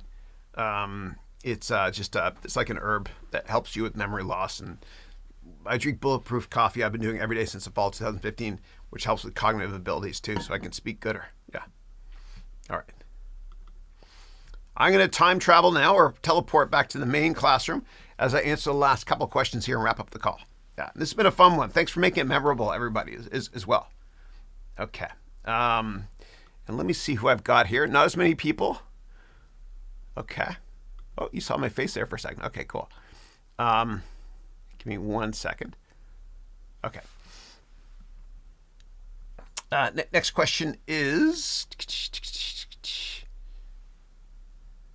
was your birthday yesterday or today? I just want to say it was yesterday, but thank you. Happy birthday. I wish you nothing but the best and that all your wishes come true and have nothing but success. And I hope you have a wonderful day with your family and you're a complete fraud. Thank you. No, I'm just kidding. I made up that last part about wonderful day with family. No, fraud part. Thank you. No, I appreciate that. Thank you. God bless you. I love you. Thanks. Okay. All right. Yogesh wrote, hey, Chris, I'm a hidden viewer on your weekly podcast. Thank you for giving so nice information. Thank you. Thank you. And for those of you not familiar with the podcast, I don't really market it, but I think what I did actually was here on my homepage. I just added these down here. Here we go. Yeah. So I have a podcast, and and so I've been doing it for a couple of years now. I never really advertised. I think I got a lot of people following it. And we're going to start doing interviews as well. I'll be doing a lot of in-person interviews starting this Friday with Saj Mediterranean. So if anybody has questions, what you can do is on the bottom right-hand corner of the screen, I'm covering it in the camera, but there's a green box. You can type your questions there for Saj Mediterranean. So again, the interview is tomorrow with the founder of Saj, a brilliant Jordanian man and a great friend of mine named Zaid Ayoub. And so he came to the United States from Jordan many years ago, went to Santa Clara University here. I think he did, yeah. And then he worked in the chip company, did really well in a bunch of semiconductor companies, made a fortune, did great, reinvented himself and started Saj Mediterranean a couple of years ago. It's like Chipotle, except for Arabic food. And it's so good that his falafel, after you eat it, you won't feel awful. Yeah. Yeah. But anyway, so there are a bunch of locations here in Southern California, Northern California. They're expanding very quickly. And so I'll be talking to him tomorrow, doing an interview, and yeah, it should be fun. Should be fun. And we had them cater our event as well when I did my graduation thing. Yeah. Okay, cool. All right. Next up, Arop wrote, happy birthday and hello from the Ukraine. Excellent. My thoughts and prayers are with you. I hope everything's going to work out fine. I saw that that Putin finally mentioned something about the geopolitical issues, first time since December, yesterday. Yeah, I hope everything's okay. I hope everything works out. Yeah. And I saw the Ukrainian government actually has this really big tourism marketing campaign as well. And hopefully things are not as bad as the Western media is making it to be. And then you wrote, I'm Yahor. A few days ago, I bought your crypto course. Oh, and I think you were in here as well, I think, right? As an avatar. A few days ago, I bought your crypto course in Udemy, and I really like it. Thanks for the good content. Thank you. And you wrote, I'm working on my diploma work, and it helps me a lot. Awesome. Thank you. Thank you for checking out the course. Appreciate it. And sorry for my dad humor in that course and all my courses. Yeah. And thank you for the laugh today. Whoever did that, the avatar of me, because that made me laugh. Actually, I got a good chuckle out of that. Thank you. Okay. Oh, Christoph, how are you, man? A fellow Canadian libertarian, I think. Yeah. Christoph wrote, maybe over time everything will be on Meta, and people will be living in Meta all the time, and we will only be able to earn a living on Meta. What can we do if we don't like where technology is taking society and don't want to progress, we want to stay and live in the real world. Yeah, no one's going to be forced to use this. I don't think that the metaverse is going to take over everything. I still think there will be in-person schools, but I think it'll be supplemented with a meta version as well. And so you can just focus on the in-person stuff instead. But I think avoiding it completely is tricky. If you want to reach your full potential with a business, you want to scale online in the very, very long run. Like I had friends back in the 90s that said, this internet thing, I don't know, privacy, I'm not going to get involved, whatever. And of course, they all have email addresses now, and they have social media accounts. You just can't avoid it. Yeah. But I respect your opinion, though. Yeah. Eric wrote, "The real world is nature and God consciousness. I believe AI is leading us to the mark of the beast." Yeah. It's like the book of Apocalypse thing you're implying. Yeah. Give me 1 second, guys. It just jumped on me.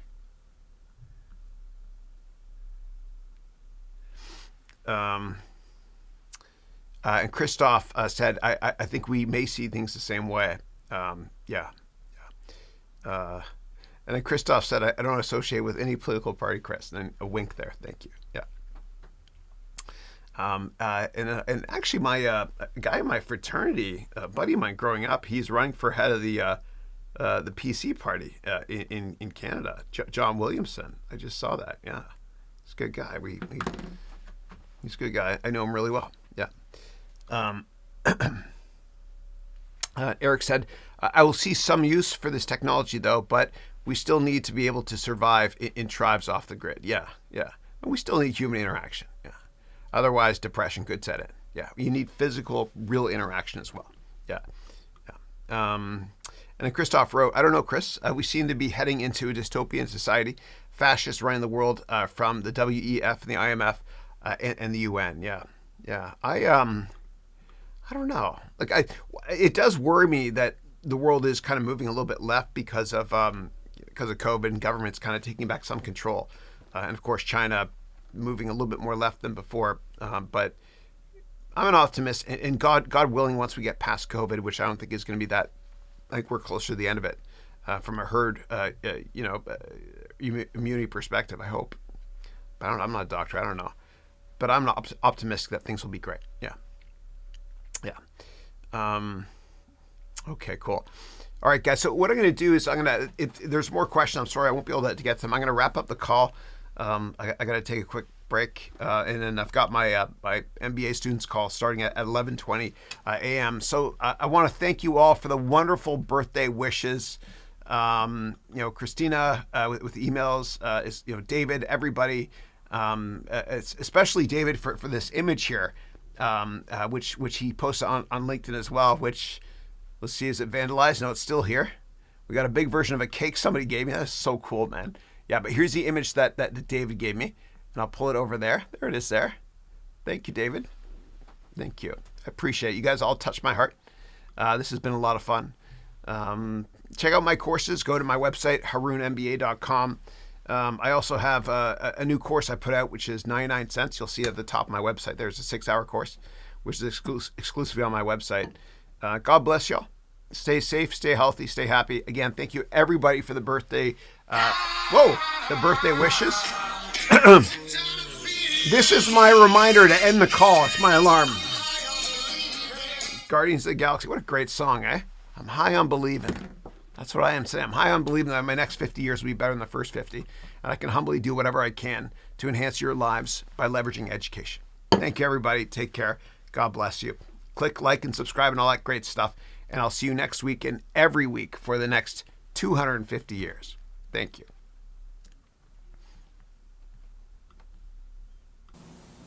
When you grow up, you tend to get told that the world is the way it is, and your life is just to live your life inside the world, try not to bash into the walls too much, try to have a nice family life, have fun, save a little money. But life, that's a very limited life. Life can be much broader once you discover one simple fact, and that is everything around you that you call life was made up by people that were no smarter than you.